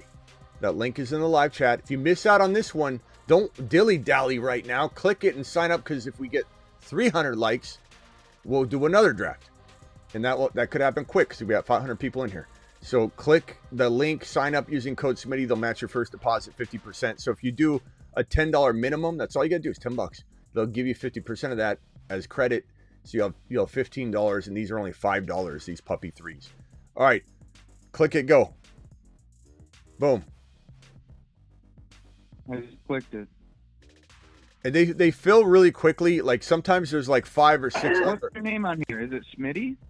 No, it's the Fantasy Football Show. Who's talking right now? Who's talking? My bad, bro. I'm sorry. I didn't mean to interrupt you. Well, who are you? What phone number? What area code? I'm 262. I'm in the draft with you now. I'm sorry. No, you're fine. I was just making sure what your name was. All right, David, hold on one second. Mute. Let me go to Ron real quick. Ron, go ahead. You're live. Hey, Smitty. Yo. Hey, I would have loved if you could have paired up when you took Bo Nix in that last draft. I would have loved if you could have paired him up with Justin Fields. I think that would have been sweet. The sweet team. Yeah. I mean, it's still a sweet team. Yeah, I know you took your tight end, and then Justin Fields went right after. Yeah. Right after you picked. You can't let them all. I Unfortunately. would have loved to see you take Fields there. Bo Nix and then Fields back to back. That would have been sweet. Because you would have had your mobile quarterback right there with Fields. I like Penix Jr. Pop off. I like them both, so I'm good either way. Yeah, but I don't like Penix Jr. as a rusher as much as I like Justin Jefferson. Yeah, but he's going to throw a lot more, so it's kind of... It's not Justin Jefferson, you mean Fields. I mean, that... Yeah, Fields. Not Fields. I don't know. Whatever. Ron, he's like, what the same thing? Yeah, Same thing. No, somebody mentioned JJ earlier. That was but Ron, it's a give and a take. Penix Jr. is going to run for probably 3-4 touchdowns, probably, I guess. And let's give him like at least 250 rushing yards. He's a runner. He just didn't in college because they were trying to make sure he didn't get hurt. He couldn't get hurt, or he wouldn't have had a career in the NFL. So they had to be extra careful with him. But he's fast. His 40 time was like what? What was that, like 4 or 5? I don't have a problem with Penix. Yeah, but he's going to throw for...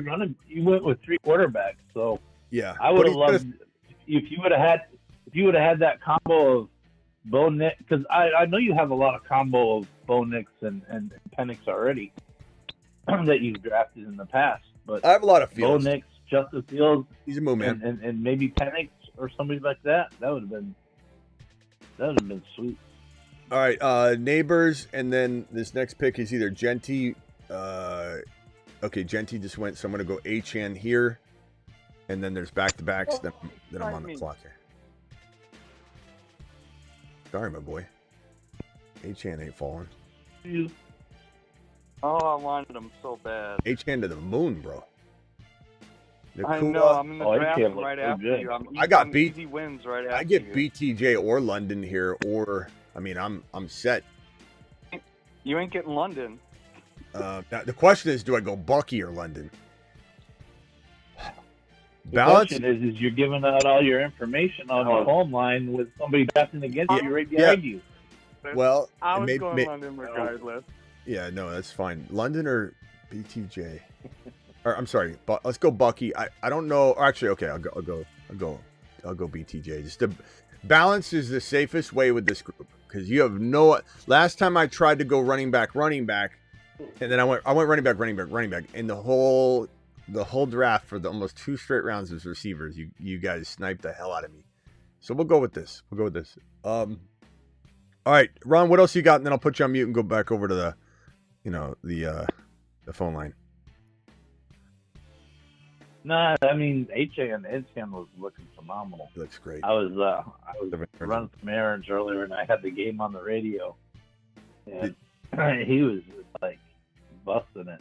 Did you see the news? Then there was that one he busted that one, and then they called that penalty, and it got called back. But shit. Did you see the Did you see the new Chase Brown video? Yeah. That was pretty cool how you did that. I don't know how you did that. I mean, I fell a couple times. I took a little tumble. All right, hold on here. Let me go over to. We'll go over to David since he's so talkative. No offense, David. David, go ahead. Let's get you. I'm half a talent. Forget about it. I mean, come on. I'm sorry, my bad. I sniped your Drake London, but I was gonna pick him anyway. But a couple of things. You said you wouldn't take Josh Jacobs in the 3rd round. You're crazy. He was a top 5 back last year. Bro, he was on the Marsman list. I think I can do whatever I want with Josh Jacobs because this channel told me. You don't think he's good in the 3rd? I think that there are players. You got to keep in mind it's about liking players better, not about hating a player. I'm not taking Jacobs when I can grab a Kyron. I'm not taking Jacobs when I can grab. Bro, he was top 5. He was a top 5 running back last year, and we said he would be that. This channel said he would do that. Okay, so let's put a little respect on the channel that called it, and then I probably have a little bit of latitude to suggest that maybe this is a year he gets worn down. Remember, I predict injuries, and when people don't like my predictions on injuries, then they say I'm crazy, like you are.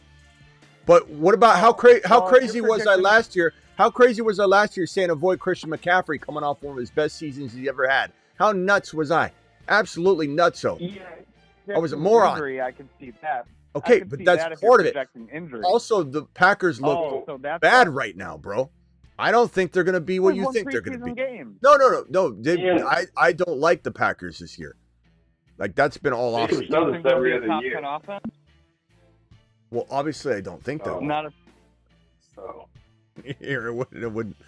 Obviously, I don't think that, Hold on so one second. what round would you take Josh Jacobs then? I don't know. I'd have to see where my line in the sand is for him. Hold on a second. Let me go. I'll go JD5 here. So I'm going balance with this crew, with the snipage. I'm just going to go balance. I don't know what's going to fall to me. This is going to be tough here. Kittle here. I mean, I look, I like Kittle, but you just took Kittle in the 3rd round, and you're talking about Jacobs. Okay, Lamar Jackson, Kittle. It's a good squad so far. We'll see what you get at running back. Let me merge this call. Caller, just mute yourself for me real quickly. I'll be right with you. All right, I'm almost on it. Oh God, I'm in timeout. This is early. This is early. I'm doing it. I'm doing it. I'm sorry, guys. I had to do it. Trey Henderson. We're doing it early. We're doing it early. I couldn't help myself. Brees Hall is 8 foot tall. In a jam, call HHH and Associates. Triple H and Associates. In- Locations on Earth and Jupiter. In fairness, he's going around at the end of round 4. I couldn't wait for him to go all the way down and back. I would say he's going to go at the turn. But this is a tough spot to be in. I'm sorry. What's your name, bro? The caller in the 12 spot? What's your name? What's his name? Did he hang up? David? Oh, no. No, I'm here. It's Eric, but it comes up as David. Oh, okay. Eric, this is a tough spot for him and I to be in because when you're in that 11-12, you got to do a lot of reaching, but safe and smart reaching because you're going down and back, and it's brutal. So I had to make a call here, and honestly, it's the only reach I've made, so it feels really, really solid. But here's my other question. Here's my other question for you though. When you do these fantasy drafts, do you ever lay because it's best ball? Do you ever lay off some of the running backs and just pick up some really good backups like Tyler Algier or Christian McCaffrey's backup later on in the rounds, just because they might get hurt? We always because I don't see you doing that too much in these. What do you mean you don't see me? Picking up a lot You watch a single show? That's all I do is draft. I watch. I don't think you do because well, let me show you a board that goes against everything you just said about me. Midseason monster board's full of players in that capacity. What are you talking about? Look at all these guys. None of them are locked into the starting role. That's the whole midseason monster board. We draft the hell out of that crew. Yeah, you did take Davis in the last. Okay. Yeah. All right. Hey, I appreciate you, bro. I got to move on. I appreciate you. Call back if you got another one, David. Or no, I'm sorry. What's your name? Right, good drafting with you. It's not David. It's who? What's your name again? Chris? What is Eric. it? Eric. Thank you, Eric. Call back if you got another one. I have to. He's just hoarding all the time, so I had to move on. He's a good guy. I like him a lot, but he'll never stop, so I had to throw him off. David or Eric. Eric can call back if he wants. He's not booted from the phone line. Eric, don't take it personally. Harvey, man. Harvey almost fell to me. Son of a bee. That would have been beautiful. Harvey, you're beautiful. Damn, that would have been good. Okay. Well, I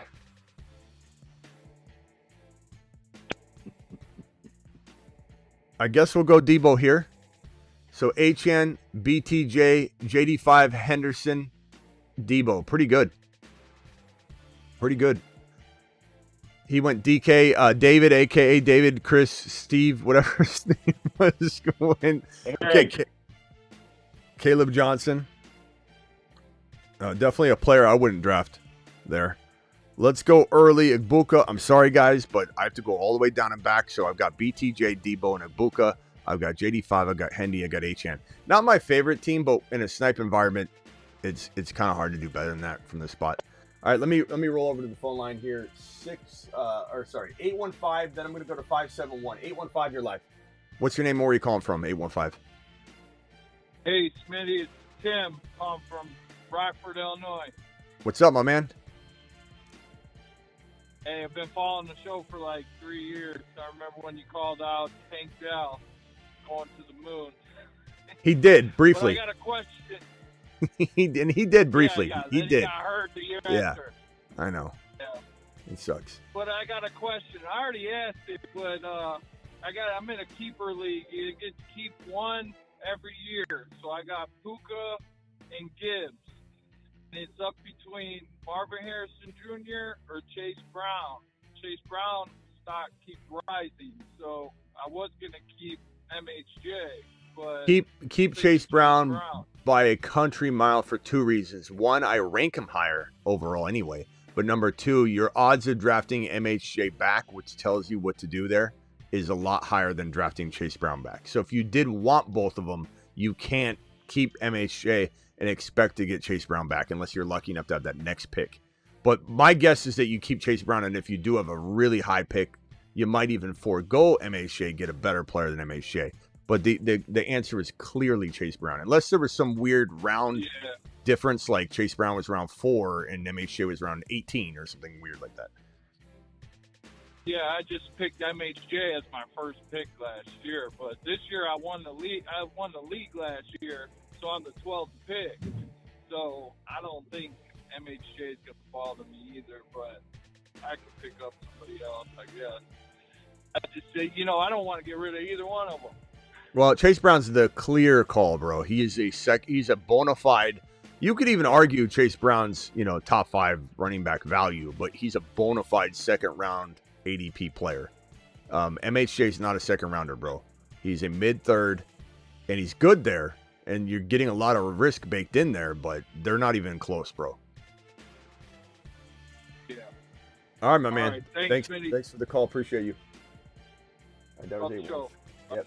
Show loves you back. That was 815. Now I'm going to go over to the 571, then the 502. 571, you're live, then 502 after that. 571. What's up, Smitty? I'm Dom from DC. I have the same pick as you're picking right now, actually. So the 1.11, and I want to know if it's crazy if the first receiver off the board is Rashee Rice. Would that be crazy at round 4? Because the receivers I like are Debo, Emeka, and Pickens, and let's do another receiver, and Ricky Pearsall. So those are the receivers that I like on my team. So would Rashee Rice on my team would be beneficial for me? So give me the name, the players again. We're deciding between Rice and who?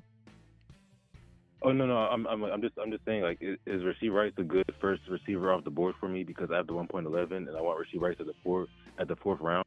So I'm just wondering if I could live with that because it's a little tough, obviously being without him for a little bit. That is something you got to make sure you draft smartly for that. You have to draft for that. If you do a good job with that, then it can work out really well. But you have to be very, very, very careful not to grab Rice and grab a bunch of risky players. You got to make sure you're getting security. Like when I went, even though I wanted to go Ibuka, I went Debo over Ibuka, which may prove to be they're splitting hairs. I love both of them. But I had to choose when I thought that is a player that was guaranteed. He was guaranteed to be really, really productive from the jump. Whereas, especially with McLaurin holding out right now, or holding in. But you just got to be careful. But Rice in round 4 is fine. Especially, everyone's saying he's getting 6 to 8 games.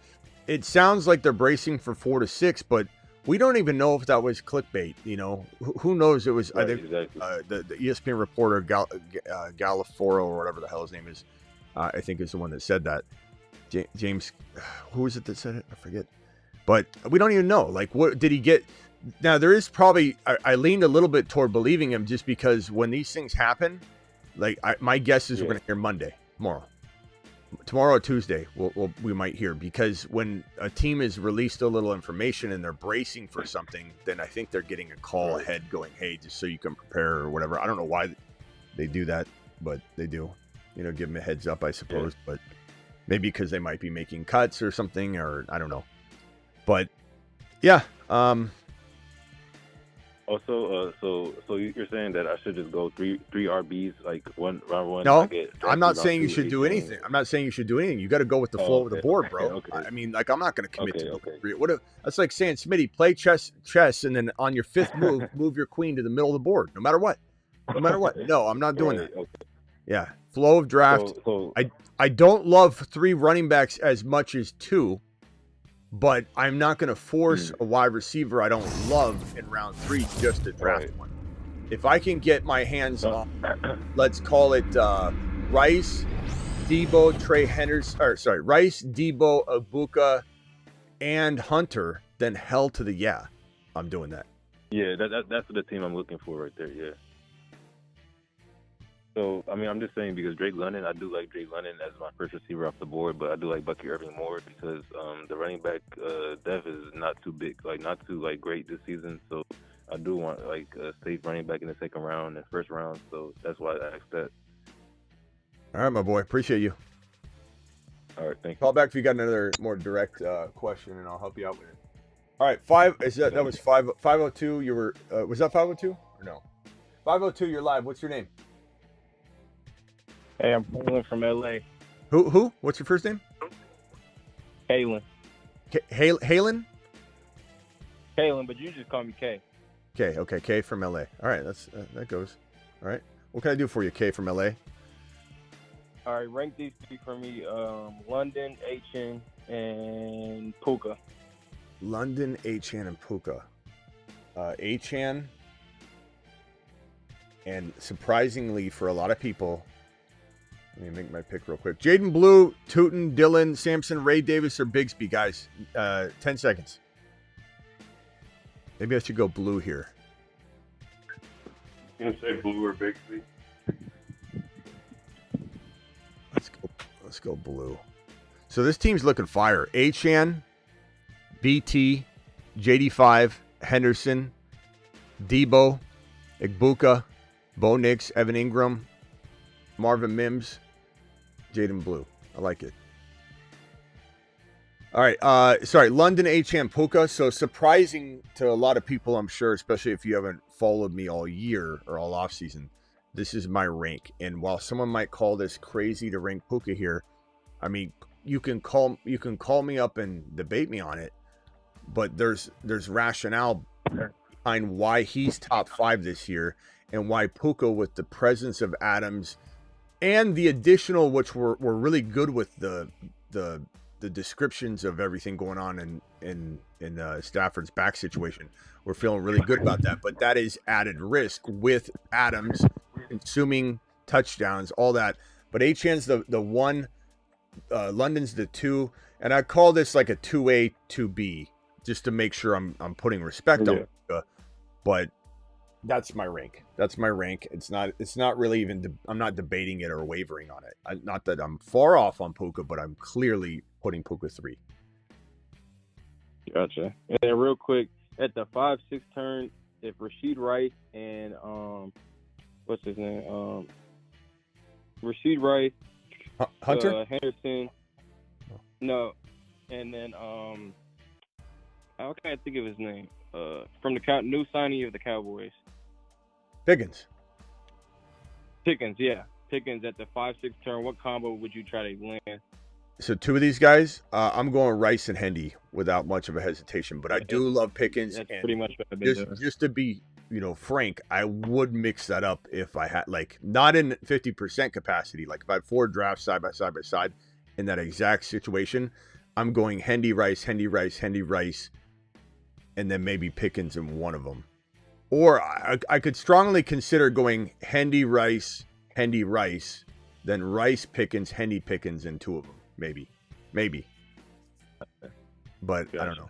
All right. For sure. I appreciate you. Call back. Appreciate it. Let it show. Better go. Gotcha. All right. Ron, Travis, then back to Ron. I like this team. You can go to Ron if he's got something. This is a good squad here. So far, my team is Achane, BTJ. I'm in the 11th spot. JD5. So Achane, BTJ. It's 1 QB. JD5, Hendy, Debo, Igbuka, Bo Nix, Ingram, Mims, Blue. Feeling good. Ron, what do you hear? What do you say? Yeah, it looks like a really good team. Earlier, you're like, it's not my favorite, but it's up there really nice. I like it. Yeah, it's starting to look good. Next up would be yeah. Next up would be, damn, it's kind of getting a little bit thin. I when I called in and stuff, and then you started talking with Eric and stuff, I was like, oh, show doesn't need a dose of Ron Navy tonight. Yeah, I mean, I understand where he's coming from. He's very hopeful, and he wants Tyreek. And look, there is a shot. I at least admit that. I'm not saying that I know everything the way it's all going to play out. Let me go. Damn it. Let me go. No, but what you I may have taken him a wee bit early. I don't know. What's Ja'Cory Cross-Merritt's ADP? I think it might have been right around here, actually. I love Ja'Cory Cross-Merritt, and I do have JD5, so I just think that I think JD5 and Ja'Cory is kind of a nice little, side cuff situation. I'm looking at his draft, and it's kind of like went south. And after the DK pick, I mean, he picked Mixon. Mixon's injured, and Downs, and I don't know. And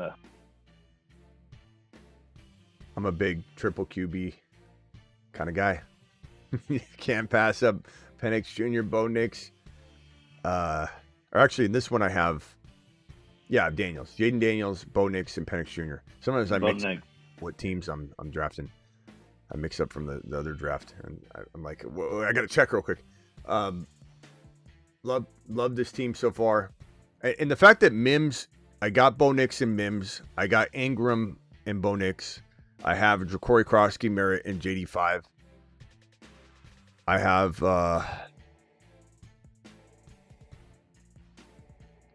it's just a solid squad.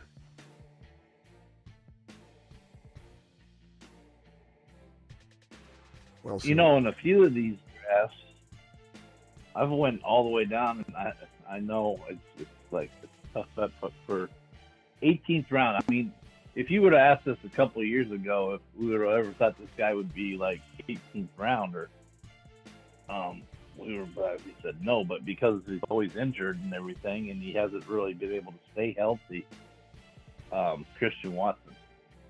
Yeah, it's sad. And supposedly he's been looking good.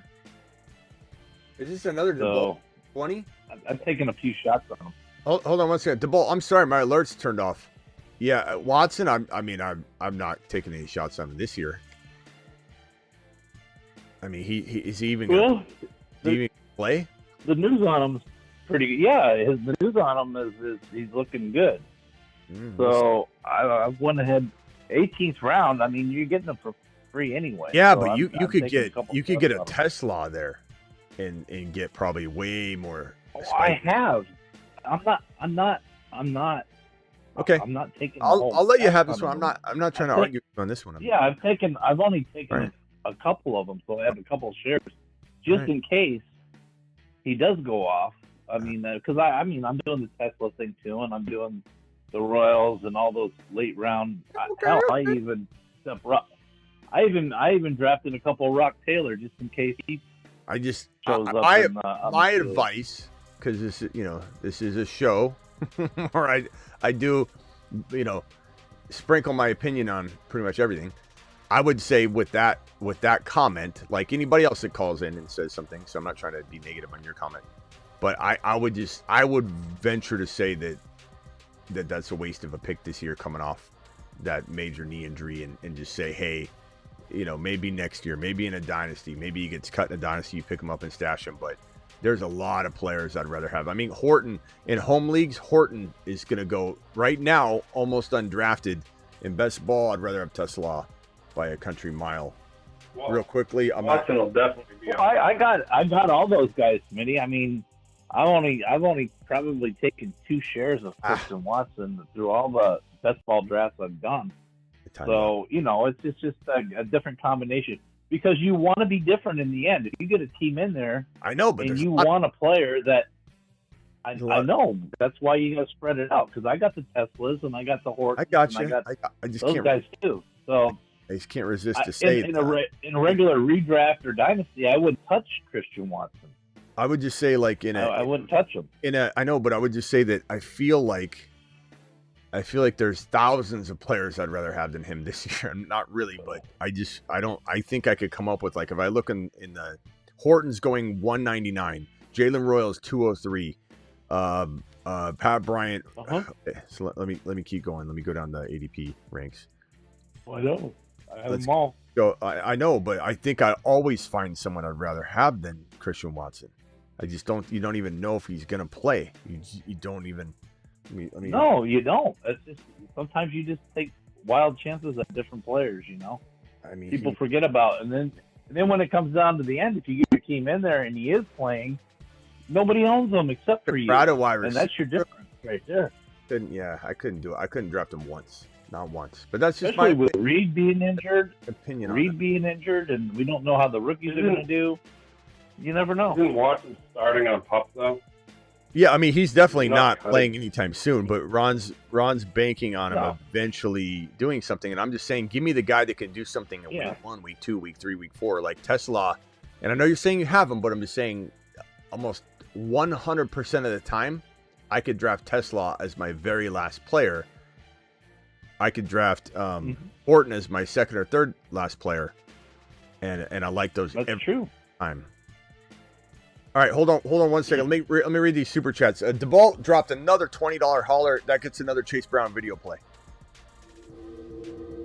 Chase Brown. Oh yeah. Chase Brown. Touchdown. You hear that sound? It's Chase Brown. Okay, DeBalt, appreciate you with the 14 team 0.5 PPR, 1 QB, 2 running back, 2 wide receiver, 2 flex, 1 kicker at pick 8. Picks in order: Genty, Kyron, Garrett Wilson, Hendy, T Mac, Buka, Rasheed Rice. Huge value. Sharbs, May, Woody, Ayuk. Not a fan of Ayuk this year personally, but I love every other pick you made.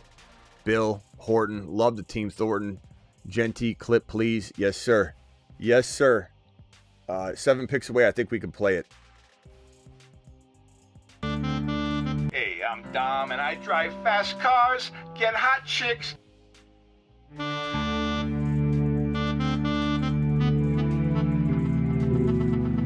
Hey, are you currently sitting at home and wondering, why am I such a loser? Why do I not know how to get chicks? Well, there is a solution. Draft Ashton Genty in your upcoming fantasy football drafts, and you'll immediately start growing hair on your chest. Those little testicles of yours will finally drop, and even though you still live in your mom's basement, you're going to immediately start getting hot chicks, all because you drafted Ashton Genty. Now, do you want to be this guy? Hi, I'm worried William, and my mommy just warmed me up a hot pocket, and I've never even talked to a hot chick. Or this guy. Hey, I'm Dom, and I drive fast cars, get hot chicks, and draft Ashton Genty double fist style with 2 cell phones at the same time. Why do I have 2 cell phones? One for looking up Ashton Genty stats all day, the other is for getting... Okay, thank you for that super chat. DeBalt to the mother freaking moon. Let me make this pick, then I'll swing back over and make this last pick. I just got a question. How much do you practice your voices? How much do I what? Practice your voices. Well, that's not all me. the different voices you do for your overlays. No, but it just. But you do it unlike all your other ones. I don't you got practice. All your different voices. You should know by now. I don't have a script. I don't have a game plan. I don't have a show sheet. You know, when people are like, "Hey, we're gonna look at our show sheet today." It's like, bro, I go live and I'm like, no, when you're doing your videos. Yeah, when you're doing your thing. I don't practice much.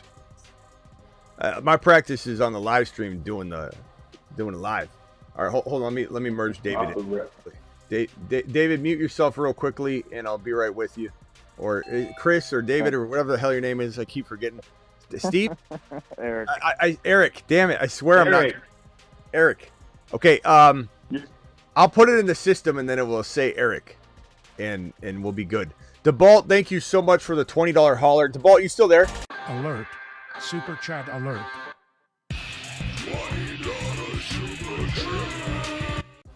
DeBalt, appreciate you. DeBalt, you know what I'm going to do for putting dropping the 220s today? And for being such an awesome moderator. And, dude, I'm going to put you in that Genty video. So let me remind me. Genty, I'll put you in that Genty video, DeBalt. Unless you're already on it, but I don't think you are. I don't think anybody's on that one. I think nobody's dropped the $100 holler to get on that one yet. $20. Thank you, DeBalt, dropping the 2 wads tonight. Coble, Dynasty Startup, drafting. A draft going smooth. Superflex, PPR, tight end premium. So far, Hurts, Knicks, love that in Superflex, bro. Damn. Achane, Breece Hall, Harvey, London, Laporta, probably getting J-Mo Pickens next. Nice job. Thanks to Smitty, Travis, and the Patreon for the help. The Coble's on the Patreon. If anybody's not on the Patreon, It's $10 a month, cancel anytime. Here's the link right here. A membership chat too. Yeah. Let's see here. Patreon link. Here's the Patreon link. Drop that or hit that link. $10 a month, cancel anytime. It's a 24/7 live chat group. It's fantastic. And everyone's just talking, especially during games. It's so worth. If you just paid $10 a month to be in the chat group just for game time, because we all file into the chat room that's called Game Day Lounge and just chatting with everybody all day, pumping up your teams. You see that touchdown all day long, just nonstop, like messages. It's just constant. Does Drake May have top 5 QB upside? If not, what are your reservations toward him? I would say I don't have reservations toward him with a good expectation, a very even keel expectation. Expecting top 5 numbers when you have Burrow and Mahomes at the bottom of a group of 5-6 QBs that are just light years ahead of everybody. I think it's a high expectation. So upside, I suppose in the future, I wouldn't say he's top 5 this year. You got to have Kyle Williams develop. Think Mahomes last year when he was down receivers. He was doing well. He was top 10. He's number 10. But he disappointed everybody that wanted him to play better. So you're getting, I think, in a best case scenario, QB 9, QB 10, QB 11, as he develops his wide receivers. Once he has weapons, and Hendy's Hendy's going to be the number 1 wide receiver on the team, but you still need wide receivers to become a top 5. So I would say it's. Go ahead, Travis. He needs Hendy, and he needs like an elite number 1 wide receiver for him to be able to become a top 5 fantasy wide receiver.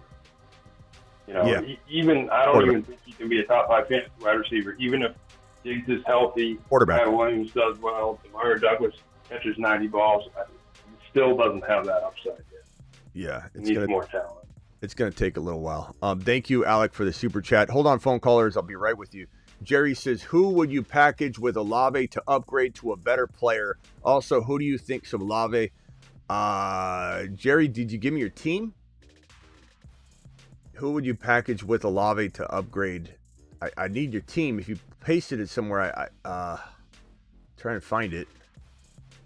Try and include that in. Oh, you might have done a different super chat.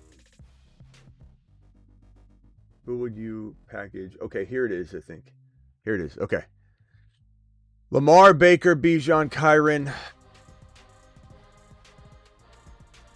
Oh, yeah, that team. Okay, yeah. Sorry, Jerry, you got to understand, I can't even retain anything, or none of it will. I got to retain. I don't remember what teams I was reading. Okay, yeah, thank you. I would say Devontae Smith with Olave. Hard to do a 2 wide receiver for 1, though, but it's possible. Mason's going to get some value. I love him. I'm not saying to trade Mason necessarily, but he'll gain some value. If this is a 1 QB, which I believe it is, Baker might be tradable if someone gets hit with an injury. Scatterboo is going to take some time, but he'll eventually have value. I don't want you trading Kyron. I don't want you trading RJ Harvey. I don't want you trading Bijan. Lamar's perfect. That's fantastic. And then Hunter, Chase, JJ, you can't touch that. So really the only thing you can do is, if this is Dynasty, which I don't know if it is, you trade future first rounders with Olave to upgrade Olave. If it's not Dynasty by any means, traded Thornton and Kyle Williams for Olave. So that makes me think it's a Dynasty. And Horton, you got Horton. That's unbelievable. I would say Olave for, I don't know, guys. Oh, it is Dynasty. Okay, so first rounders and Olave is that's going to be my jam for getting rid of a guy like Olave. Because think about it the way that I describe it. And you go to somebody and you say, hey, do you want Olave? What is their natural reaction? Think about it for yourself. If I offer you Olave right now, what do you say? In your mind, you're going, shit, man. Will he stay healthy? If not, I'm screwed. Like, I don't want to trade. Like, I got offered a future first round, or Olave for my future first rounder in a dynasty league like a month ago, and we talked about it on the live stream here, and I didn't do it. I was contemplating it. I brought it to you guys. We kicked it around just for content, and I didn't do it. But some people were saying to do it. Some people were saying not to. The reason I didn't do it is because all of the onus is and responsibilities on Olave. But if someone were to offer me a first rounder and Olave for a player maybe I wasn't quite respecting enough, like, let's just call it P. Higgins, or I'm not saying I'd do that, but I'm just saying if you're going to trick somebody into doing a trade, you're giving them a first rounder. Now all the responsibility doesn't fall on Olave, and they're willing to accept Olave as a potential player that they weren't accepting as when it was just Olave 1-for-1. So it's going to be hard to trade Olave alone, but if you trade a first rounder, it can make somebody do something stupid like Travis Hunter or Rashee Rice because he's suspended, or maybe a little bit further downstream than that. You might get an Ibuka for Olave in a first rounder. You never know. Someone's going to say, well, I got Olave in the first round or at the tail end. Ibuka. So if you give me that pick back and you're giving me Olave, that might work. So that's the kind of move I'm making. Other than that, if I was to try and go just get a player straight up, Jaden Blue for Olave, I'd rather have Jaden Blue. Ja'Cory Krosky-Merritt, I'd rather have than Olave.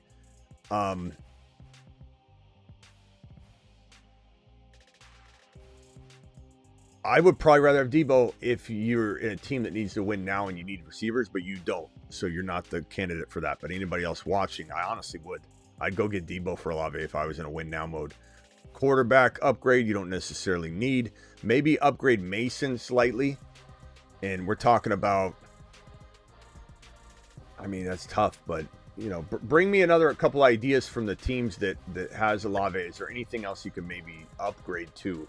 Let me know what somebody has that you're looking at. But that's a tough. Hopefully that helps. That should give you a lot of avenues to go, but definitely a future draft pick. And if not, Jaden Blue. That would be somebody, Ja'Cory Krosky-Merritt, Jaden Blue. Midseason monsters are always a good list to look at for something like that. Bigsby's something. Benson would be perfect. Bigsby's a little bit risky, but probably still worth it. For Olave, if there's no first rounder involved, for Olave straight up. Ray Davis straight up, I don't hate that actually. But I just don't trust Olave at all. And Shuck is horrible. He's going to be the worst quarterback in the league if they even put him in there. Redraft league, Knicks, Caleb, Bucky, Chase Brown, Hendy, Harvey, Sharps, Lamb, BTJ, Rice, Igbuka, Mims, and Joku. Any improvements? Great squad. Obviously, I'm not a fan of Caleb, but he's your backup, so not a big deal. Knicks, Chase Brown, Bucky, Hendy, Harvey. God, it's a good team, bro. There's nothing to do here. the advice is sit back and enjoy the ride. If I was to recommend you do something, you're getting rid of a player I love. You literally have an all Smitty team except for the Caleb pick. And I don't want you to really trade Mims or anything. Tyler Warren's fantastic. Yeah, bro, keep it. I wish I could give you a recommendation. I can't. It's a fantastic team, bro. Lamar Baker. Oh, this is the team. Okay, this is probably the super chat that I didn't see. And I think I'm caught up on super chats, boys. I believe.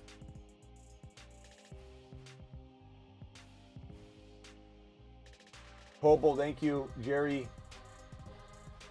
The Vault, thank you. Okay, if I missed a super chat, please let me know. And any other ones that come in, I'll answer in order in which they're received. And then I've got 2 phone callers. One's Rock Out. Rock Out, you're a Mars man. You go first. And then Eric. Eric is next. Okay, go ahead, Rock Out. Can I give you my terrible team? Sure, Rock Out. Go ahead. Quarterback, Prescott, Ward, Rogers. Running back, Irving, Hampton, Henderson, ETN, Ray Davis, Lil Bill. Wide receiver, Lamb, Rice, Samuel, Mbuka, Kyle Williams, Royals. Tight end, Ferguson, Ertz, and Fannin. Not bad, Rock Out. You always do a good job. Oh, I got one more. Can I give you that real fast? Sure. All right. Here we go. Jane Daniels, Penix, Stafford, running back a little shaky. Hubbard, Kamara, ETN, Charbonnet, Tuden, Lil Bill. Wide receiver, Puka, London, Samuel, Shakir, Mims. Yeah, you've done better. I like that team, but you've done way better than that. Yeah, you got hit a little. It's a good approach. You never know. Sometimes a draft slot with that approach, a different one would have crushed. So it's not like you run away from the Yeah, I missed Harvey by. You just missed tried. Harvey by one. Yeah, because you get Harvey, it's different, you know. I like it. Nice job, though. And Kamara will do well for a while, but I just think he falls off the face of the earth. All right. Rock out, hang tight, mute yourself. I'll be right over to ask you any follow-ups. Eric, I got to remember to change you over to Eric. That's okay. Hey, did you notice our last draft? T. Steele has 5 running backs. By week 8, 3 of his running backs, and the other 2 that aren't on a bye is Bryce Hall and Jordan James. So he screwed himself. That guy in our last draft. If you look at it. You mean Brees Hall? You said Bryce. Oh, Brees. Sorry. Yeah, I mean, okay. Like, people gotta be careful with that. Well, I mean, he might have timed out. I don't know. He might have autoed. Who knows? Not sure. I mean, he's banking on Jordan James, I guess, that week. But I mean, is that the craziest thing I've ever heard? No. I mean, that's not. Look, best ball. People do all kinds of crazy stuff. Some people will roll without a tight end. I've rolled without a tight end on a bye week once. I was in a jam one time. I put myself in the jam. It was my fault.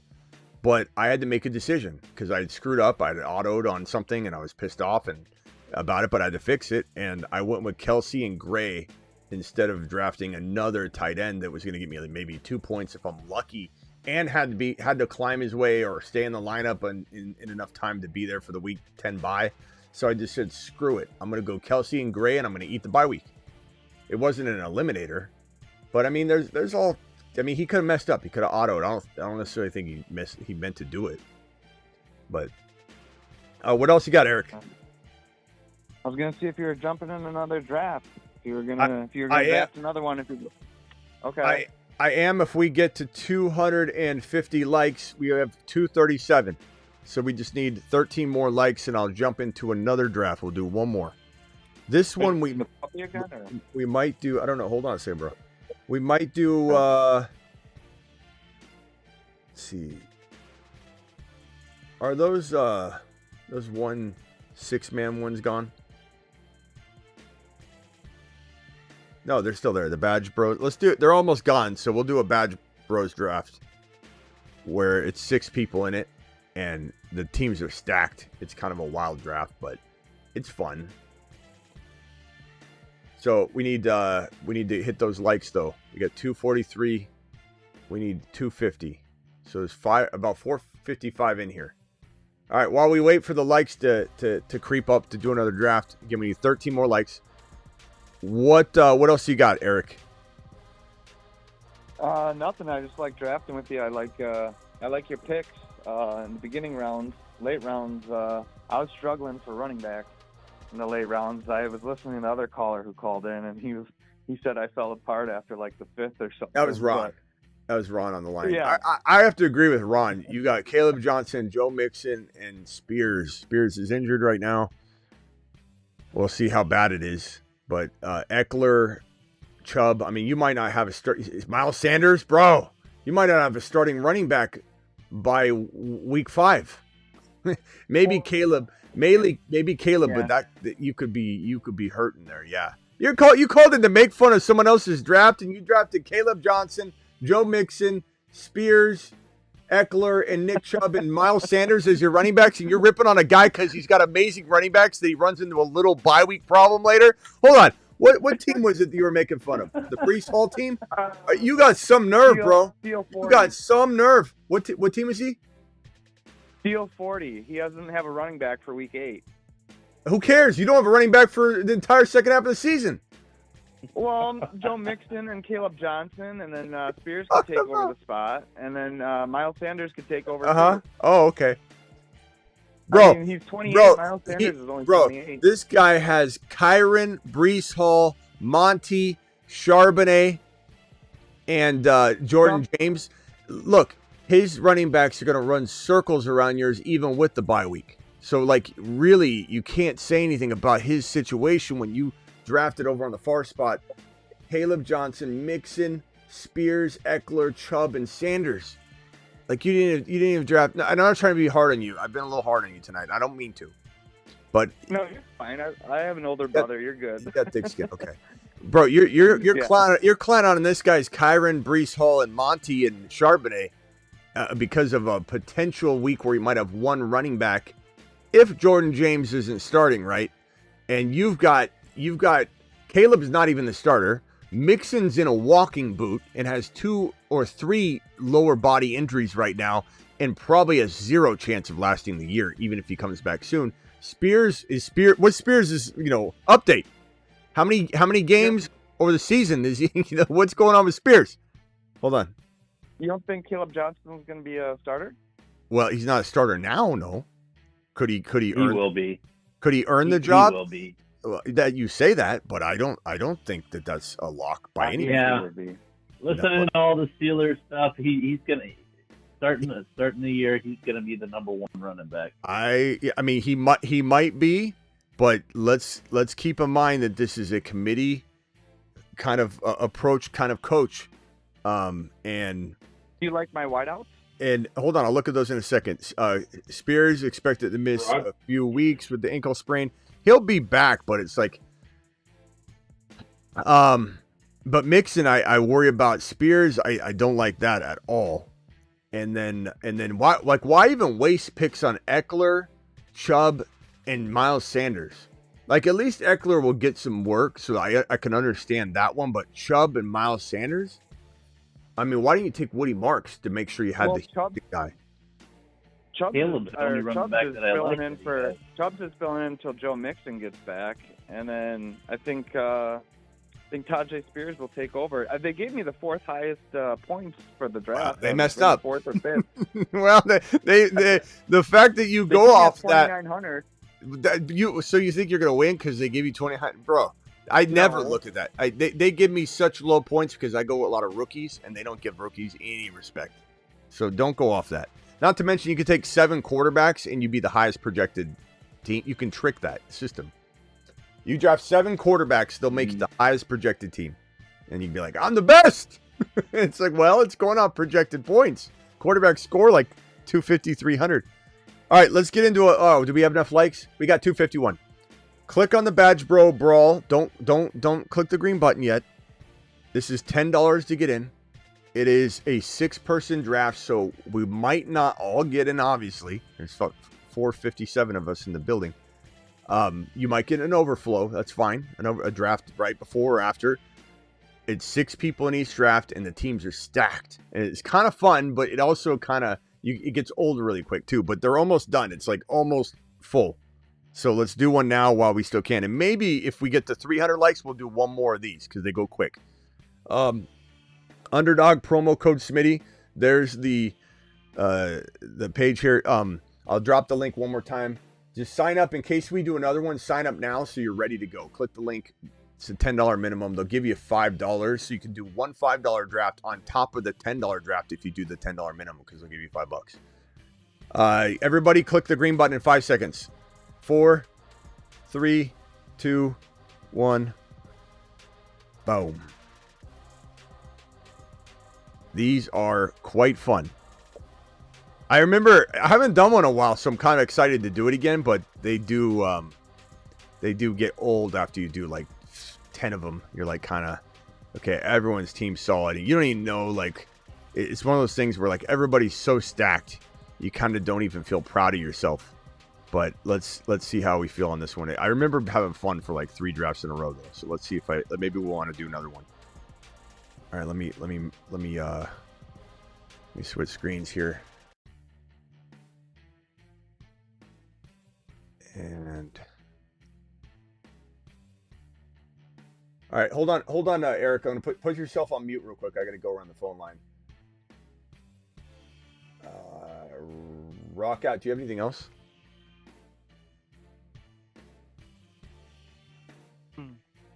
Do you approach your fantasy strategy when there's like more flex in your lineup? Like, do you have like 2 flex or 3 running? Not really. 3 wide receivers. Not in a way that people probably expect. I don't think not in a way that people would expect. I think I just feel it out. There's not like a, hey, do you draft more? I feel it out. Like, because the board's going to give you, you're going to notice the trend and go, oh, I better go running back here. I better go wide receiver here. So you kind of just got to give no matter what, you got to get what the board gives you. So yeah. And on your bench, do you rather have like more? I know you kind of answered that question, but you're on the would clock. you rather? Yeah, I timed out. Would you rather have like more running backs because they're more injury prone on your bench? Again, rock out. That's case by case too. None of that's easy to just put a blanket statement on. It's kind of like when someone says, "Do you handcuff?" It depends. I don't always handcuff, and I think when anybody wants to make it, when people make like content about don't grab handcuffs, grab someone else's handcuff. It gives you a better stab at another breakout. That's true, and it's true and false. It just depends on the player. It depends on the cuff. It depends on your build. It depends on everything. Yep. There's certain cuffs that I draft almost every single time, unless I'm in a best ball draft where I can only house 5 running backs. Then I'm not really grabbing Sean Tucker, where I would grab Sean Tucker every time. And the news today is Rashad White's injured, and Rashad White's already out anyway. Like, I'm not saying he won't play on third downs, maybe 30% of the time or 40% of the time, but Bucky's a 3-down back. So Rashad White's spelling Bucky on third downs, not the third down back. And now he's injured, and Sean Tucker, like I've said all offseason, is the backup. There's no question about that now, and there was no question about it earlier when we kept pounding the table on it. But for some reason, people wanted to get on the man. I debate between Kyren and Chase Brown. I go back and forth. And I swiped on Kyren, and then I looked and saw Chase Brown right below him, and I was like, wow, I didn't even get to think about that one. But I don't mind mixing it up. But both good. Yeah, we'll see. I don't really know what strategy to use here because I kind of forget what was important when we went through it the first time. Like, I remember thinking to myself, okay, there's so many wide receivers, or there's so many running backs, or wait for double quarterbacks later. I forget what the approach was, but it's so fun because you are back on the clock really quickly. These fly. Like, we're almost halfway done with the draft. All right, Ron or Travis, you got anything else? I'm not getting off the line, just roaming around. In terms of trades, if you were going to trade either JT and say DJ Moore, or Brees and a DJ Moore, what are you looking for back? Is London enough, or would you shoot higher? Would you want more back? Say it one more time. So like JT and DJ Moore, or Brees and DJ Moore in a dynasty league. Okay. You were trying to move those guys to upgrade. How high would you be shooting in terms of? That's like London, or would you shoot higher for a Lamb? I mean, I would try and get Lamb, and then if I couldn't, I would take London. I mean, where my line in the sand would be on that would be a BTJ, London. You just can't, like, once you get past that, and obviously Puka and those guys are up there too. Once you get past like London, what wide receiver is there? Besides. So St. Brown's gone, Puka's gone, London's gone, Nico's gone, and then you get to like Garrett Wilson, MHJ, and that's, I guess I would want more, but I might do a 2 for 2. What I would probably do at this point, if you exhausted all these bigger name guys for JT and DJ Moore or Hall, and I definitely want to keep Hall over JT, I would probably go Hunter plus something shopping, or Rashee Rice plus something shopping. That's where I would head after, versus doing trying to pull off a 1-for-1, which wouldn't make sense, I think, at that point. All right, and one other question I had was, if you were trying to pick up Dylan Sampson, would you drop, let's see, Keaton Mitchell, Torrey Horton, or could drop Braylon Allen, but Brees is on the team as well. Kicker? Got one of the best two kickers in the league, so I don't think he wants to give them up. And he doesn't have a defense right now. He's already using up his spot. I don't know, man. Braylon Allen's the player to drop, but with Brees, it's not smart. I think Braylon Allen could get some run, and he could be flex-ish worthy at times. But how do you feel about Keaton Mitchell versus Sampson? I probably would rather have Keaton Mitchell by a hair, and that's tough because Dylan Sampson is so good.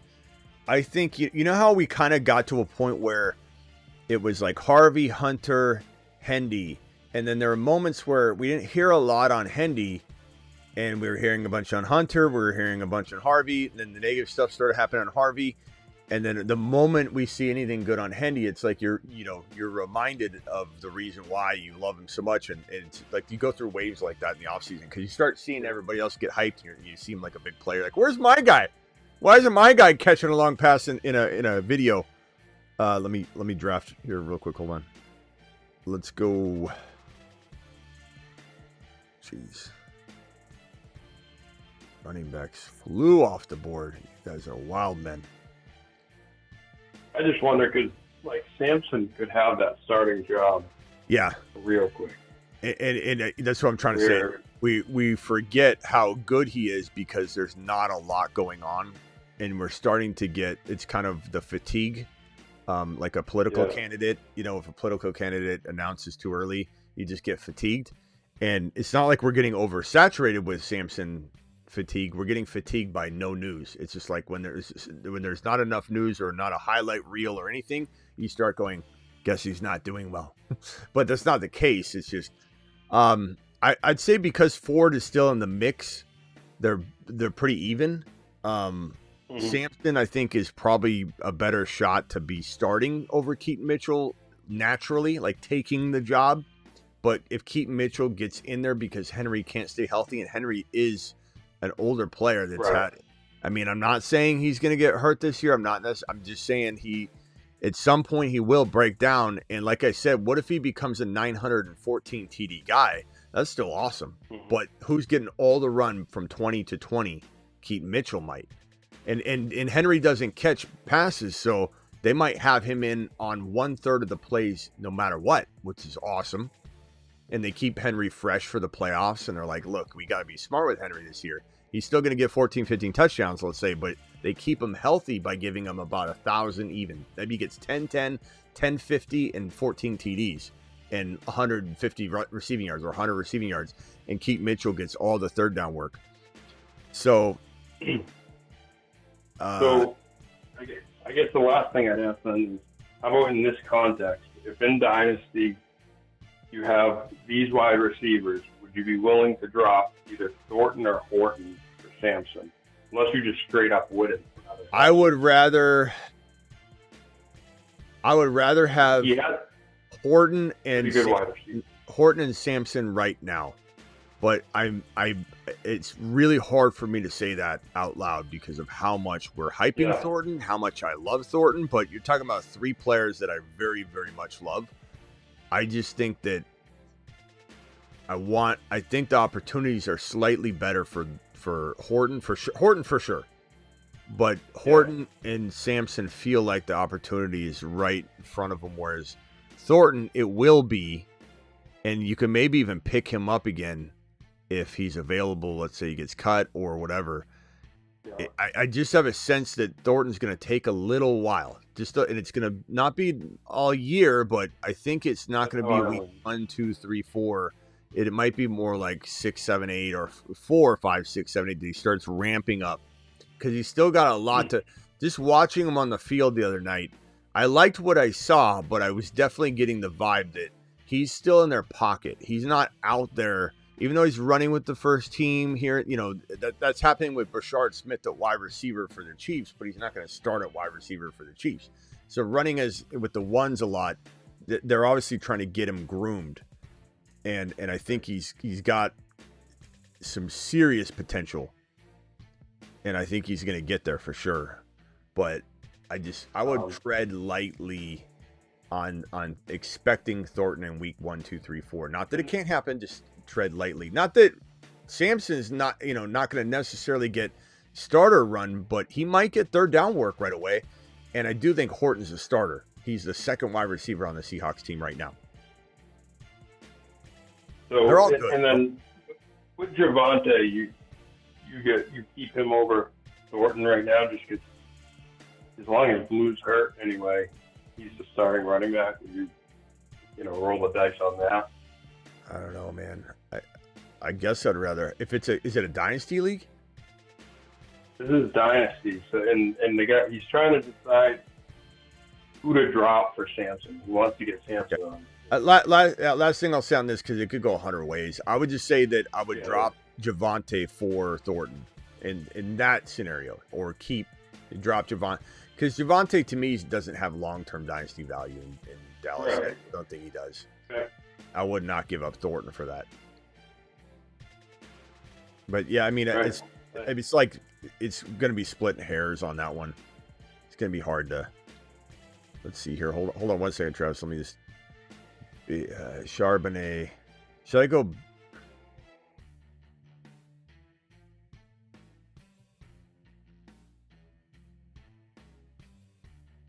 do that. Tank Bigsby Tootin. Tank Bigsby Tootin Blue, and then this team's wild. Let me show the team real quickly. Genty, Achane, London, Kyron, JD5, Garrett Wilson, Rashee Rice, Xavier Worthy, George Pickens, Deebo Samuel, Mecca Buka,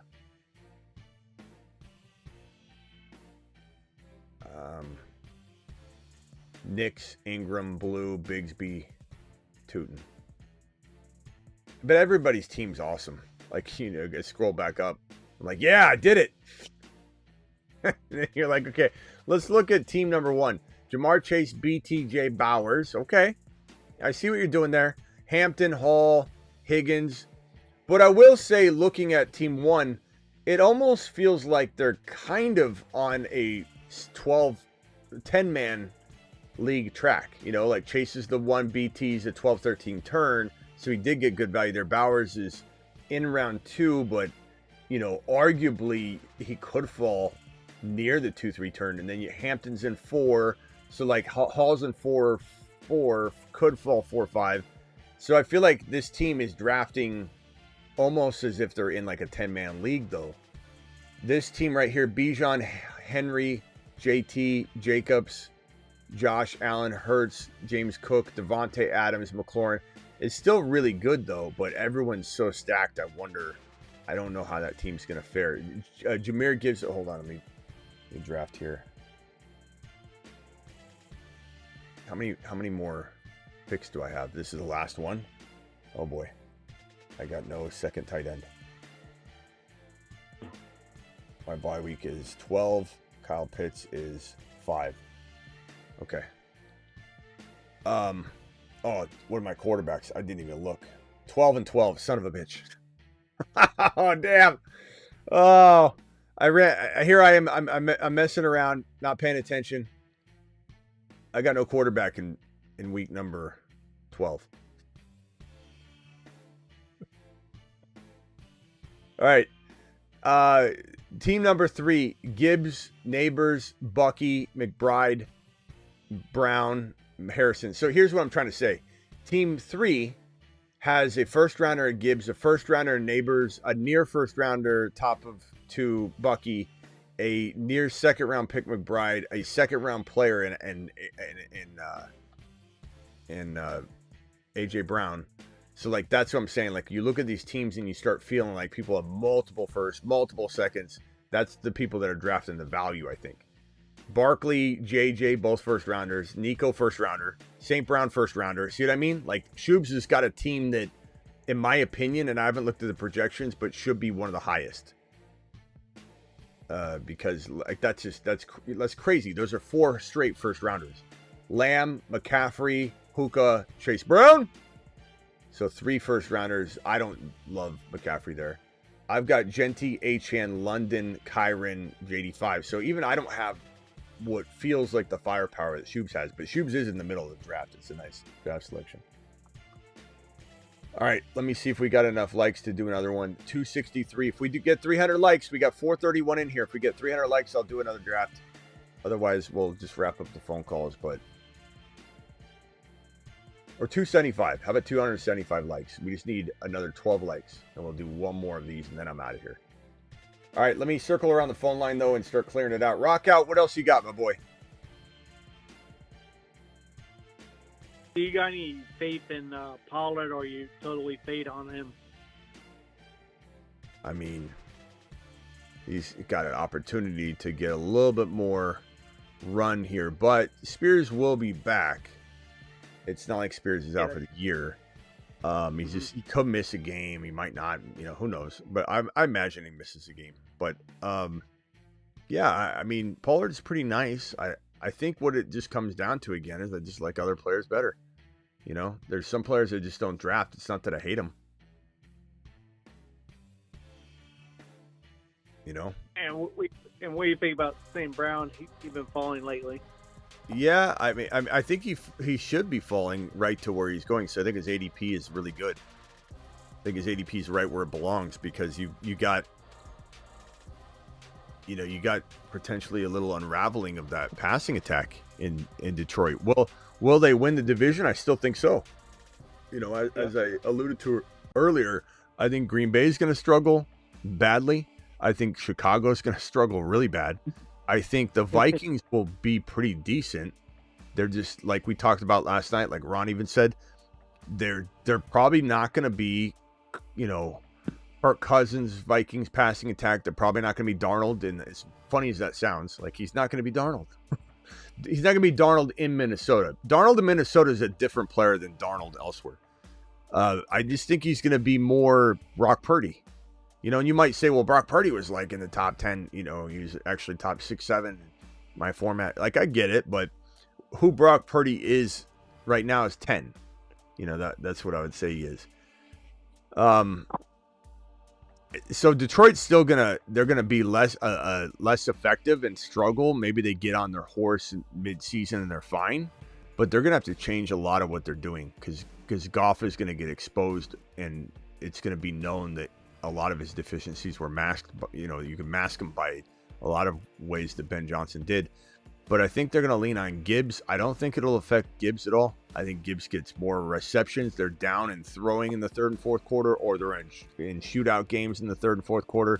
Gibbs is in motion, lining up in the slot. Doesn't mean Monty gets more run or anything because Gibbs is in the slot because he might motion to the slot. But I just think whatever Gibbs lacks in rushing production because the offense struggles to be in big leads to run the ball out, he'll make up for by just getting targets. A target is better than a carry. You want your running back to get a target over a carry every time. You got the potential for the PPR point, the yards. It's just they're more potential explosive plays.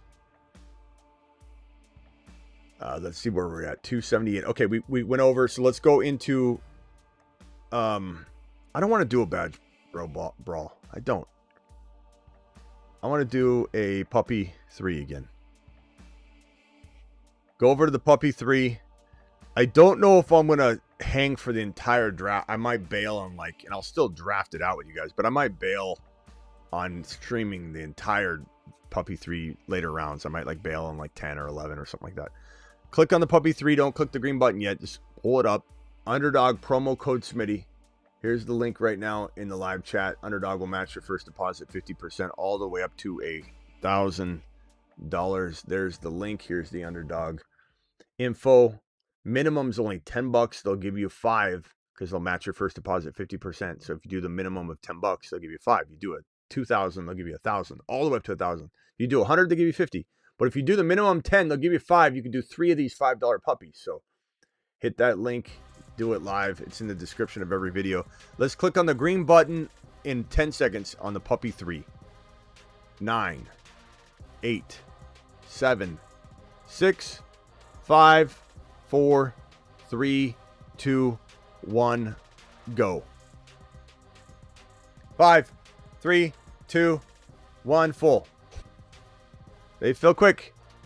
Don't be mad. Just get in. Get into another one. Rock out got in. Rock out can get in. You can get in. Rock out, can I ask you a question? Where are you walking when you do your 14,000 steps?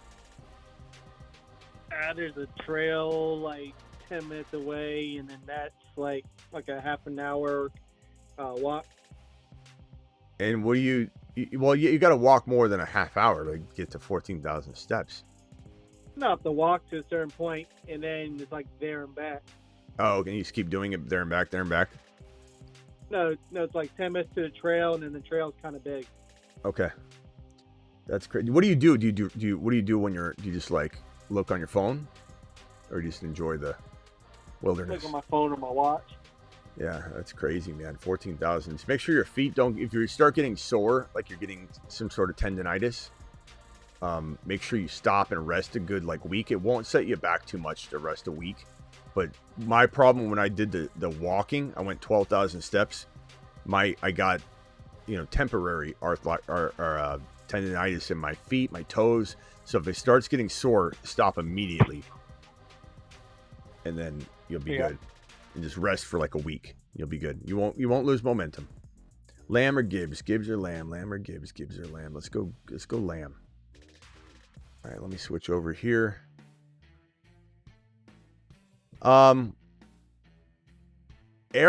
Eric, final thoughts, bro?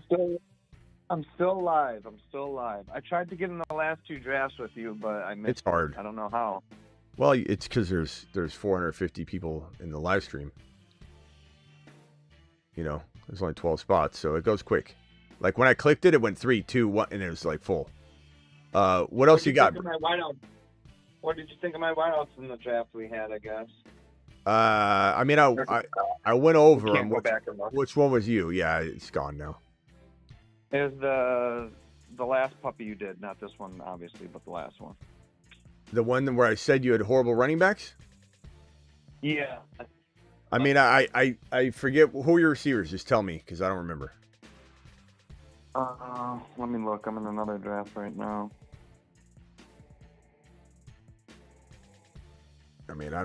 I don't know. With those running backs, I don't know. I don't like the team. I'm just being honest. There's no way you're winning that tournament with those running backs. But use that as motivation to not do that again. You know what I mean? I draft teams I hate. Hey, look, in the one we drafted, I had no quarterback. My wideouts were Puka, Drake London, DK Metcalf, Josh Downs, Rashad Bateman, Wandale Robinson, and Pat Bryant. Okay. Well, yeah, don't do that to your running backs or you definitely can't get through. That's why I tell people not to go wide receiver. Like people that do 4 or 5 straight wide receivers, it's so dumb. It's the dumbest approach. Can you get lucky if you grab just the right running backs? I suppose, but the advantage you're getting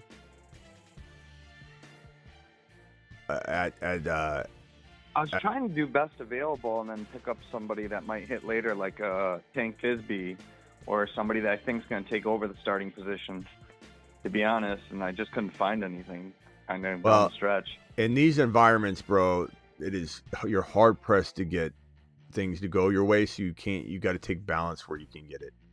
You can't go heavy wide receiver in a snipe environment. Now, if you're drafting outside of our community, you'll get away with a lot more. Like you might have liked your team outside of our community, but you just stick to balance if you can. All right. Anything else, my man? No, I was just about to say it's good drafting with you. Good talking to you. All right, man. Appreciate your time, and I think you're the best out there, and definitely the most entertaining for sure. Thanks, pal. Appreciate you. Your videos are great, and I love your attitude every night, man. So All right, take it easy. I'll probably call in again and try to draft with you later on before the season starts. Take it easy. All right, later. All right, you guys, man. I never go lad here, but jeez, this is early. I don't know what else to do here. You guys have literally sniped everybody. Perfect, like every single good player gone. There's no fat anywhere. Yeah, I was trying to get Bucky. So I'll go Hampton here, I guess. It's early for Hampton, but I need an RB. I don't want to screw this up. It's a running. He's a running back 1. I mean, or he's a RB 1, but I mean, jeez.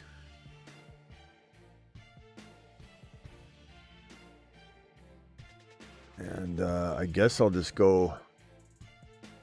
You guys always leave me Ladd. I do not like drafting Ladd McConkey in the second round, and because I always talk about how people take him not that I don't like him, they take him too high, and then he always falls to me in the third round, and then I'm always the one that takes him. It's like it feels so hypocritical because I'm like, you guys got to stop taking Ladd McConkey at 14 overall, and then he doesn't go in the second round at all in any of the drafts we do, and then he's sitting there in the third round every single time. Like I still don't love it, to be frank. I like him a lot. I do. But there are players I usually like a little bit more, and they're all gone. So it's good value considering who's there. And a lot of people would suggest that it's a steal no matter what, because there's a lot of Ladd fans, obviously, with his ADP climbing way too high. Ron Navy, final thoughts. No, dude. I'm dozing off. I gotta go. All right. Have a good one, guys. Later, Ron. Appreciate you. Later, Ron. See you, Ron. Rock out. Rock out. Anything else? I think I'm good for today. All right, my boy. I got to go run today. I haven't done any of my running yet, so that sucks. Oh, yeah, get on it. Ugh, I hate doing it at midnight. Right now it's 11. It's midnight. It's 12:03 a.m. my time, 3 o'clock Eastern. But all right, later, bro. Yep.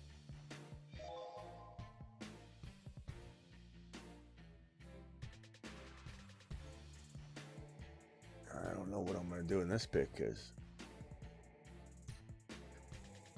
by the time it gets to me, these players are gonna be like 5th, 6th rounders by my 4th pick. Ron has eaten too many steaks, I think. I think he's getting too much red meat. Let me merge this caller in, and this will be the last caller. Caller, what's your name and where are you calling from? How's it going, buddy? My name's Manny. I'm calling from California. What is your name, bro? Manny. Manny. All right, Manny. What's up, Manny? Can you turn the background noise down? Because there's reverb when we hear that. Oh, you're good, bro. I was just saying, you said you don't like Josh Jacobs. You said you would rather take Kyren. You don't think that's reaching a little too far? Nope. No, sir. Kyren scored 14 rushing touchdowns last year, had 15 total the year prior. He's 15 a year no matter what, 15 total touchdowns a year, and he only played 12 games that 1 year. I don't know what we're even debating. I mean, Kyren's proven. There's nothing Kyren has done to not afford. He should be getting drafted inside round 1, bro. The fact that Kyren gets crapped on, is crazy to me. This looks a little early, but you got, again, just for anybody watching, when we draft together our community, there's no fat anywhere. All these picks are pulled. Like, this is like 5.5 right here instead of the 4th. So I had to take Travis Hunter there. But my team looks pretty good considering I got Lamb, Hampton, McConkey, and Hunter. It's a snipe fest. Okay, go ahead, bro. I'm sorry. No, you're good. And then I'm assuming that you're not taking McLaurin where he's at and you're just waiting for Debo? Fair to say in general, but there are definitely times where I will take Walker, Chuba, or Kamara, guys. 5 seconds. Chuba. Okay, we'll go Chuba. So Chuba. Yeah, that's another thing too, man. That Kenneth Walker, those injuries, bro. I feel like even though Chuba's going to be probably going to get more ball time than Rico. I mean, fuck. How many games did Kenneth Walker miss last year?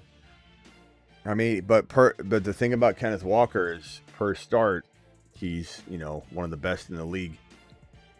And that's data. That's not like me just saying it because I'm nostalgic to the pick or whatever. I mean, he was the number 1 running back in the league in forced missed tackles. He was number 5 in yards after contact per attempt. And if you combine the 5 Sharp starts with Walker's starts outside of those 5 games, and you add those points up, divide by 17, or just add those points up, it's running back 5. So it's hard to say. I mean, it really is. It's not an easy call, bro. It really isn't. Yeah, that's fair. I got a keeper league that I'm playing in this year, and then my 2 options, I picked up Jacoby at the end of the year on the waivers, so I can get Jacoby in the 15th, or I can take Baker in the 12th. What do you think about that? I'm leaning more towards Jacoby. I'm not a huge Jacoby guy, so give me Baker. But none of those are league-winning moves, really. Anyway, those are okay value. Yeah, but shit, you guys getting them for dirt. I figure better than throwing everybody back. Yeah, no, Baker's not bad. I'd take Baker. Then that gives you flexibility to kind of put some risk into the waiting on a quarterback move, and if it doesn't work out, then you got Baker, so you're good. But I still wouldn't necessarily run away from drafting the right quarterback in the right spot. Like Mahomes fell to 6 or Knicks fell to 7. I'm still smashing the hell out of that. All right, bro, I got to go. Appreciate you. Last one. Thank you, buddy. Okay. In the 4, I don't really like a lot of the receivers in 4 other than like Tet and Mike Evans. They typically get picked up pretty quick. Besides those 2 receivers, who do you like in 4? Rice. And obviously Travis Hunter. Rice, Travis Hunter, Mike Evans. I don't know. It does get a little thin. McLaurin is still good there. I think there's risk there, but I'd probably Would say you McLaurin over DJ? DJ Moore. Yeah, at that range. I don't mind DJ a little later, but I don't want DJ in round 4. Hell no. I don't trust Caleb at all. Okay. But you're going to get Evans or Rice or Hunter. There's no way you're not getting Hunter at the end of this 4th. Just don't take Hunter at 4.1 in a league where his ADP's projecting him to go in the 6th round, and you're like taking him in the 4th. You got to know the ADP. All right, got to go, bro. Later. Travis, I guess, you don't have to hang up right now, but any final thoughts or topics? No, I'm good. I'll probably jump off anyways. Okay. All right. Thanks, Travis. Appreciate you, bro. Later. Bye. This one here from T. He says 10-man PPR. Oh, I'm on the clock.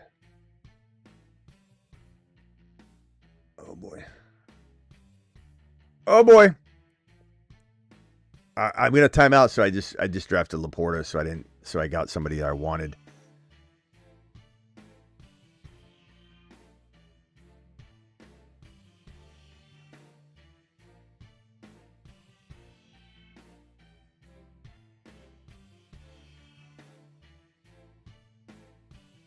Golden, Judy.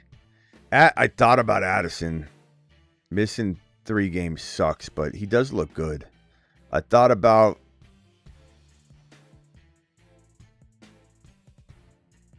thought about Judy, no doubt about it. And I thought about Caleb here. Caleb Johnson. Even though I'm telling you I don't want him as my starting running back, he'd be my 3rd. But I don't have a quarterback yet. I guess I'll just go Mahomes here. So Mahomes, Laporta, Chuba, Hampton, Hunter, McConkey, CeeDee Lamb. Not my favorite team, but it's definitely not bad. It's definitely a really solid team. Do I think it's going to win it all? Probably not. But the right things happen, maybe. T says 10-man PPR. What do you think about JD5, Genty, K9, Harvey, Mason, Benson, Lamb, T-Mac, Ridley, Buka, Golden, Godwin, Kittle? 10-man? Yeah. And I don't mean this in a negative way. You asked me this for a reason, right? I mean, you super chat me to get help, not to hear lies, right? So I would say that in a 10-man, you You look good, but am I blown away?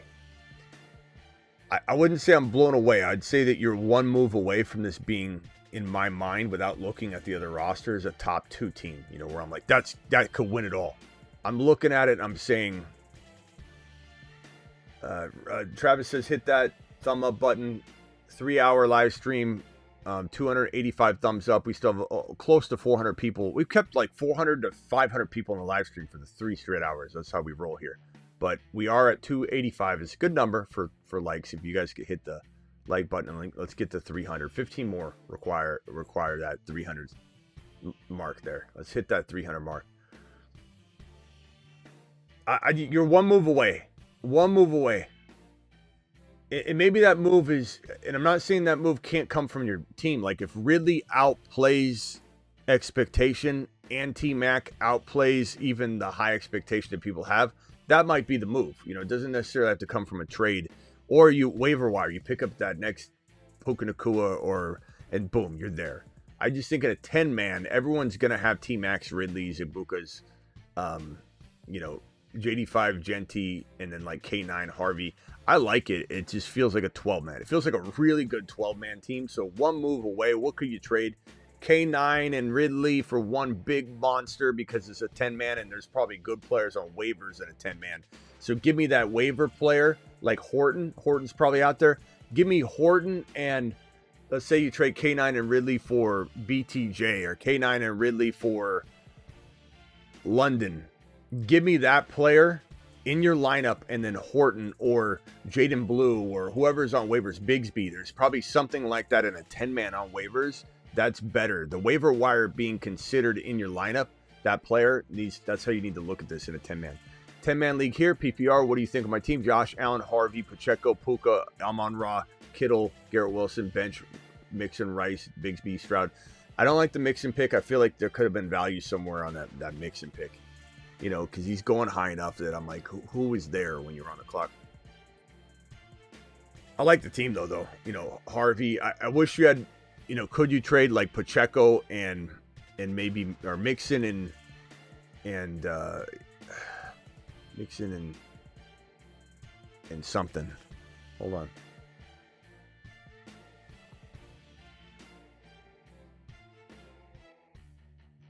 Like Mixon and something.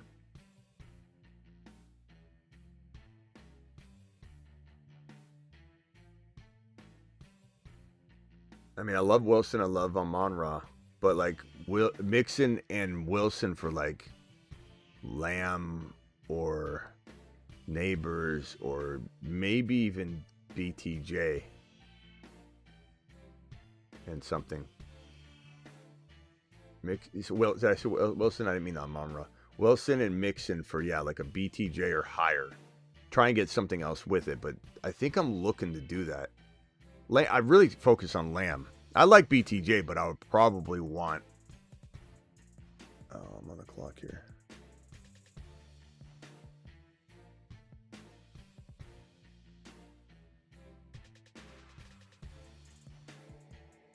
Yeah, I probably want Lamb. Neighbors, JJ.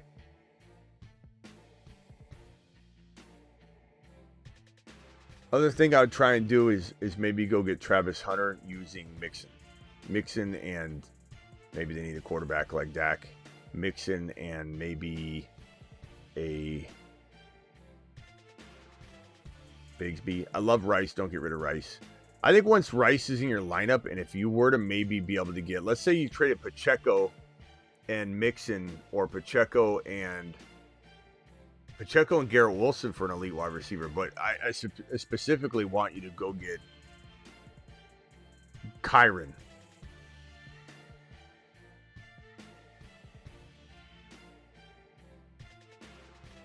I don't know. I can't even think right now. I'd also strongly consider trading Josh Allen if it landed me, let's say, a big name running back. Like if you could go get, let's just say, Hunter and Hampton. You know, or you could get Hunter and Kyron for Josh Allen and Mixon or something like that. Hampton and Kyron and Hunter, Kyron and MHJ for like Josh Allen and Mixon or something like that. I don't know. Those are just thoughts going through my head. I like your team a lot. Once Rice is back, your team looks fire. I think you look at it with Rice on the bench and it's like you're missing one player, but it's Rice and you're waiting on him. I just don't love Mixon at all. But I like that you got Pacheco and Harvey, but you could pick up Rashard Smith to really protect that Pacheco value. I would look into that as well. Thank you for the super chat, my boy. Thank you, T, for the super chat. Thank you all for the super chats. Thank you, DeBalt, for the 220s. Thank you, Racing Boy, with the $20 holler.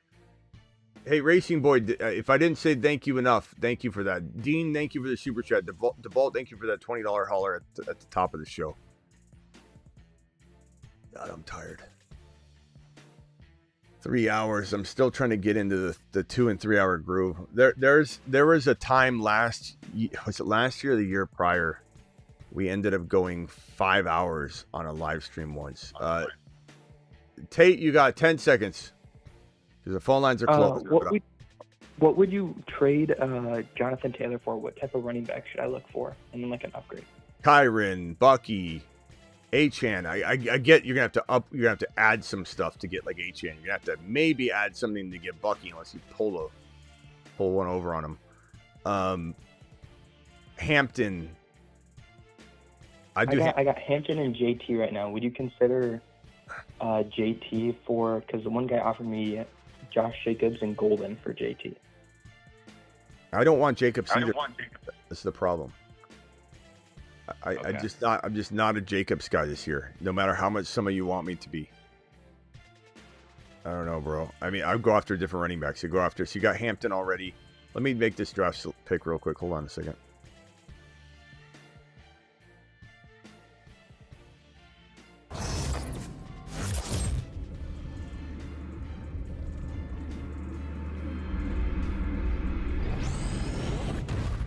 I'm in a timeout, so I just took Luther Burden.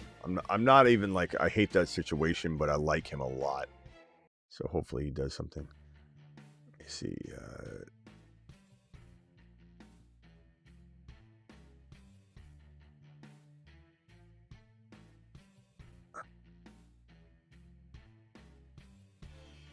All right, go ahead. What was I doing? I was helping you with the running back, right?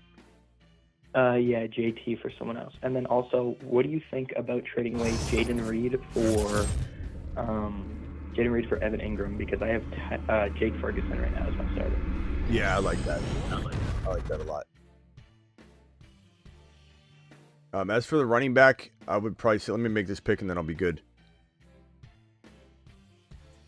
So I took Tootin, Bigsby, and ETN. I like what I've got going on there. ETN, Tootin, and Bigsby. And I did that with Chuba and Hampton. So Chuba and Hampton felt a little bit lighter than I wanted. But getting that Jacksonville Jaguar attack stacked on top of it feels really secure. So now I kind of like my team. So adding the Jacksonville trio with Hubbard and Hampton, with Lamb, McConkey, Hunter, and Mahomes and Laporta. Pretty solid. Not worried too much about stacking on this one. All right, as for running backs, let me scroll up on this board and we'll look at the board. So looking at this board, you're talking about moving JT. Look, JT's got a lot of negativity right now. You know, you'd have to give up some more, obviously, but maybe someone's willing to move him. Bucky, Chase Brown. I'd give up, obviously, more to get Bucky, Chase Brown, or Genty. I'm giving up a first. It's a dynasty, right? No, this is a redraft 10-man. Yeah, you're gonna have to give up more, but I don't know. Hampton, Kyron. I honestly like Henderson more, but I'm because the market commands that you get a lot more, you have to get more. So you're gonna have to come up with a creative 2 for 2. But okay, that's probably where I would go, bro, because the guy that has Hendy or Harvey, they're gonna like JT a lot more, most likely, because the ADP screams it, you know. So you try and get a boatload more. You know, like okay. Who are your wide receivers? Name your 3 wide receivers, your starters. My starters are Malik Neighbors, T-Mac, and Worthy. Malik Neighbors, T-Mac, and Worthy. So if you could upgrade T-Mac or Worthy, this is redraft. You could upgrade either one of those guys slightly. Then I would, and depends on who you're upgrading them to, I would take Henderson or Harvey. So take a look at those two teams, and if you got something, bring it back, and we'll try and craft it.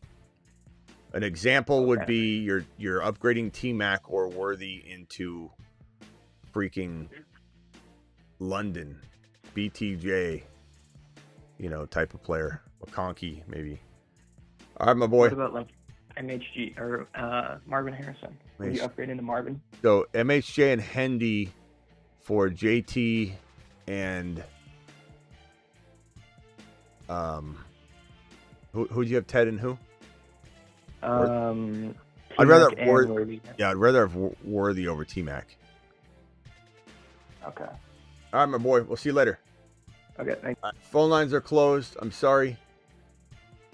Final super chat of the night here, I think. Anyway, thanks for all the content. Keep flexing, attaboy. Yeah, your boy's dropping the LBs. I'm down to like 207. I need 7 more LBs. If I drop 7 more LBs before opening day, how many days do we have until opening day? Let's ask the Krugmeister.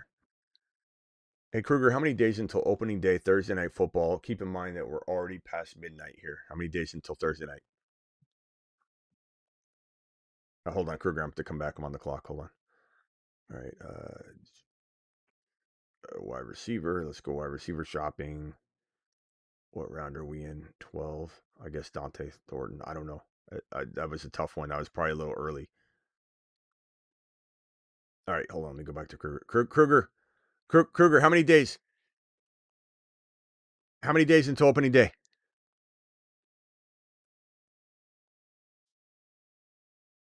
We're looking at 24 days until opening day.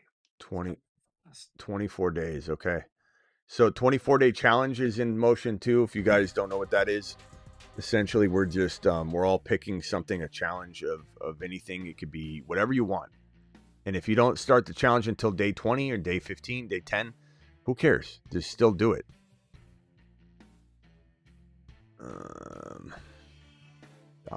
Damit.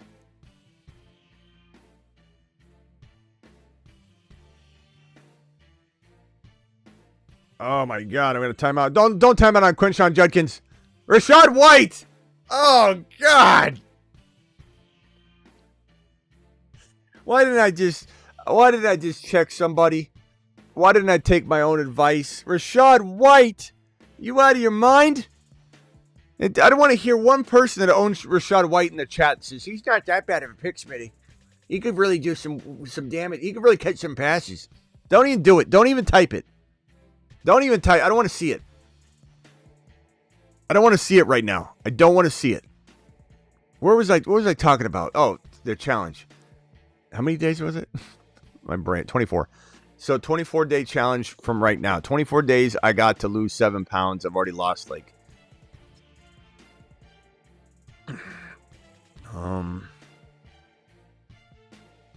I don't know.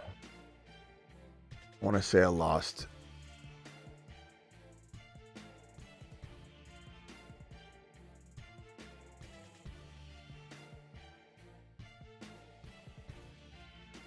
I don't know why that message got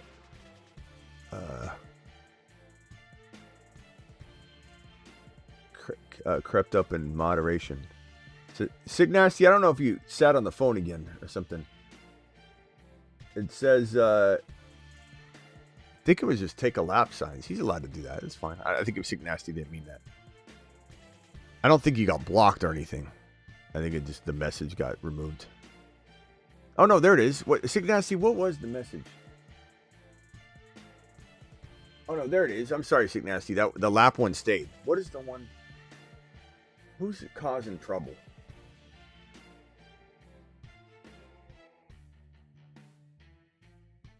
Oh, he cursed. Okay. Guys, your messages get odd. Signasty's doing his job. I'm sorry. No, Signasty, it was my fault.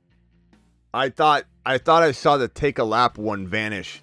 It might have, and then it went back on my screen or something, but somebody was swearing. River, watch your language. The moderators don't even put it in timeout, your own message gets queued into a moderation queue, and the moderators are, not even responsible for that. So don't, if you put a curse word in your message, it will be automatically moderated and held out. It's not even our doing. So just to let you know, no one's reading what you're writing. If you drop curse words, no one's reading your message. Nobody. It's going into the abyss. And Sick Nasty, you're good. I'm sorry. That was my fault. I think it did vanish on my screen, but then it refreshed. You know how sometimes the comments go away? It just happened to go away on that comment, and I thought that's where it went away. My fault.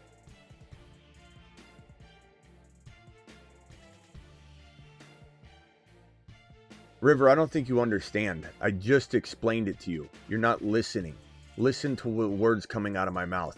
Crappy pick, Smitty. Disney Channel chat. It's moderated by YouTube. What are you not understanding? Damn Rashad White.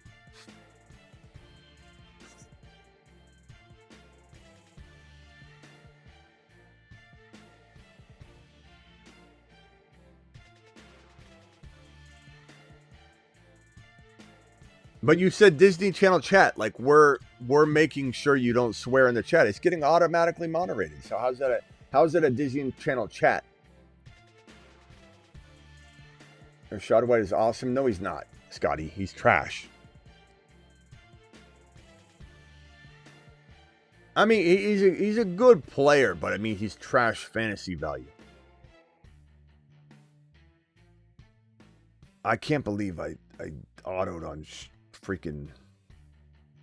How many picks do I have left? This is round 15. I guess I'll go one more receiver. How many receivers do I have? Okay, so I need to go backup quarterback. So, yeah.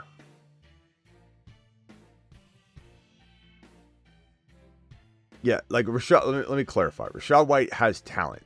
And remember, I like Rashad. I think he was a moon man once.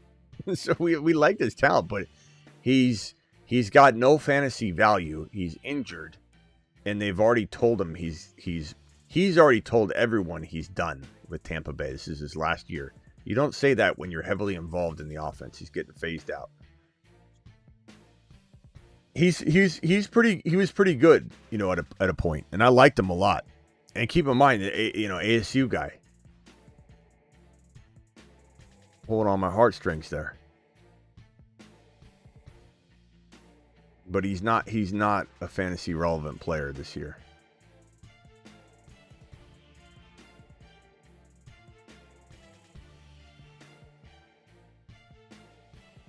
I went live. Didn't I go live with him last offseason? I think he broke the Baker news. You know what's funny is your boy actually had an inside track. I went live with Rashad White last year on Instagram, and he broke the Baker Mayfield contract extension news, pretty much. You guys remember that? I forgot about that. Went live with Rashad White. Looked like he was on a space shuttle. I remember the background. And went live with Rashad White and asked him about Baker. And he's like, yeah, they're doing a deal. Like, he basically said they're doing a deal. And then the next, I think it was within 12 hours, the deal was announced. That was wild. we kind of, nobody reported that. No one says, oh, according to the Fantasy Football Show, who talked to Rashad White, the Baker Mayfield news is dropping very soon. Nobody gives us any kind of credit.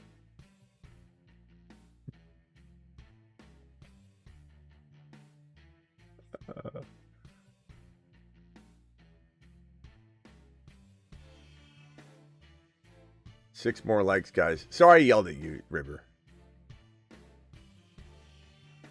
I'll send River to the moon. To the moon. I'm never really mad at anybody. Even Wes, who just showed up and said good morning. I'm never mad at Wes.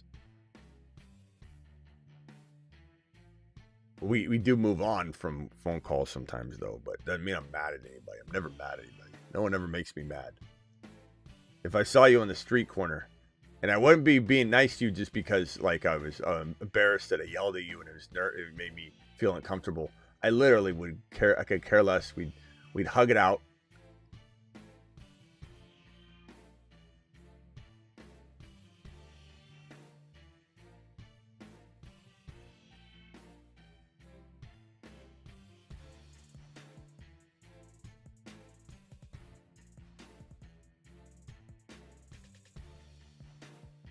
And I got screwed at backup quarterback. Jeez.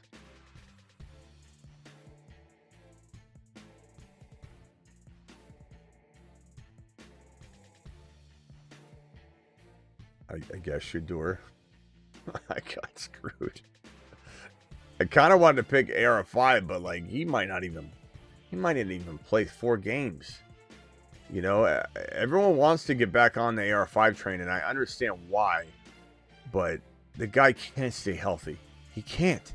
And if you got a bye week, like my quarterback bye week 10, Mahomes, the odds of AR5 being in that game, being able to play week 10, is just hard to imagine. JSK has me on the projector. That's what I like to hear, my boy. Let's go. I guess we go A-Rod. No, let's go Milrow. So Milrow Sanders behind Mahomes. Not safe. Not recommended. Definitely not a recommended strategy. But in this group of snipage, there just wasn't a lot of opportunity. There was no viable quarterback left after round 13.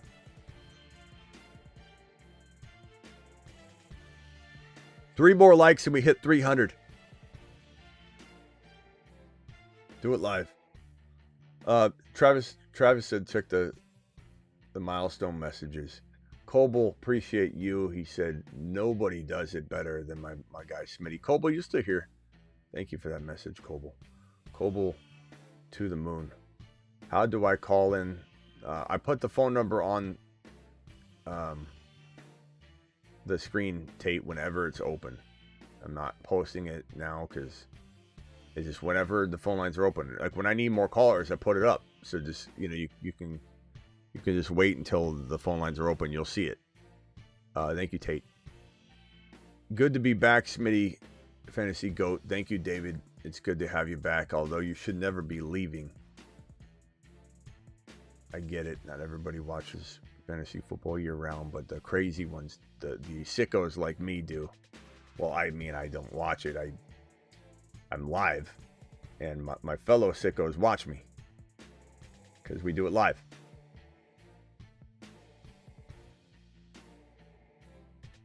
I gotta shave. Jeez. I haven't shaved in like a week.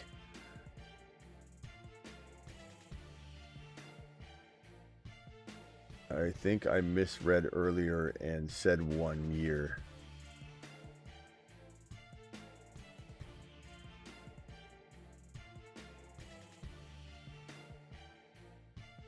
Sick Nasty wants me to send him to Saturn. Hey, Sick Nasty, since I falsely accused you of sitting on the phone again, which you have done a couple times, in fairness, what video do you want me to play on the way out the door? You always request what is it? Which one is it? And then you're like, you want to get buckied first. Get buckied.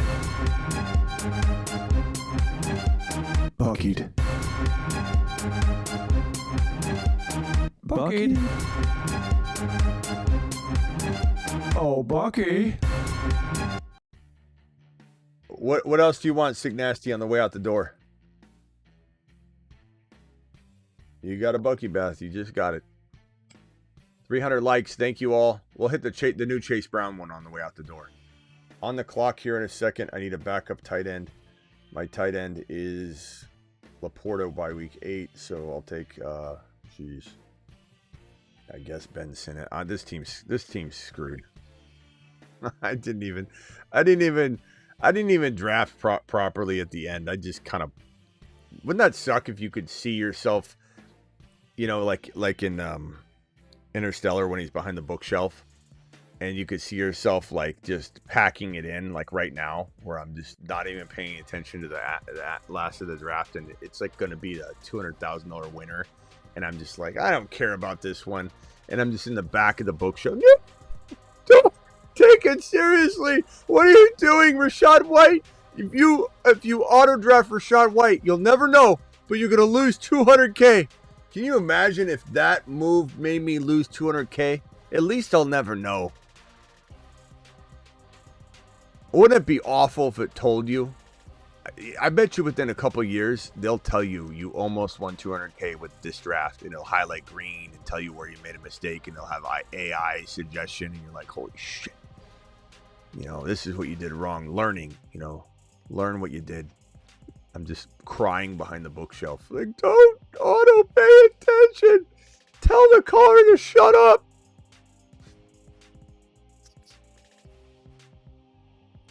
Oh, all right. I'm exhausted. I'll see you all later. Don't forget, I'm live Monday through Friday, 8 p.m. Eastern, every single Monday through Friday. I'm live whenever big news breaks. I'm live at midnight Eastern almost every single night. I'm live whenever big news breaks, 8 p.m. Eastern, every single Monday through Friday. And don't forget to get on over to the Patreon. That link I'm dropping one more time in the live chat. It's in the description of every video. The Patreon is a 24/7, 365 live chat group. I'll be over there right now after this. I leave you with the new Chase Brown video. Chase Brown. Oh, yeah. Chase Brown. Touchdown. You hear that sound? It's Chase Brown. Chase Brown, Chase Brown, Chase Brown, Chase Brown, Chase Brown, Chase Brown, Chase Brown, Chase Brown. Honey, what is that awful sound? Ma, that's Chase Brown. Ma, you got my Hot Pocket ready yet? Where are the batteries for my Game Boy? Chase Brown. Chase Brown.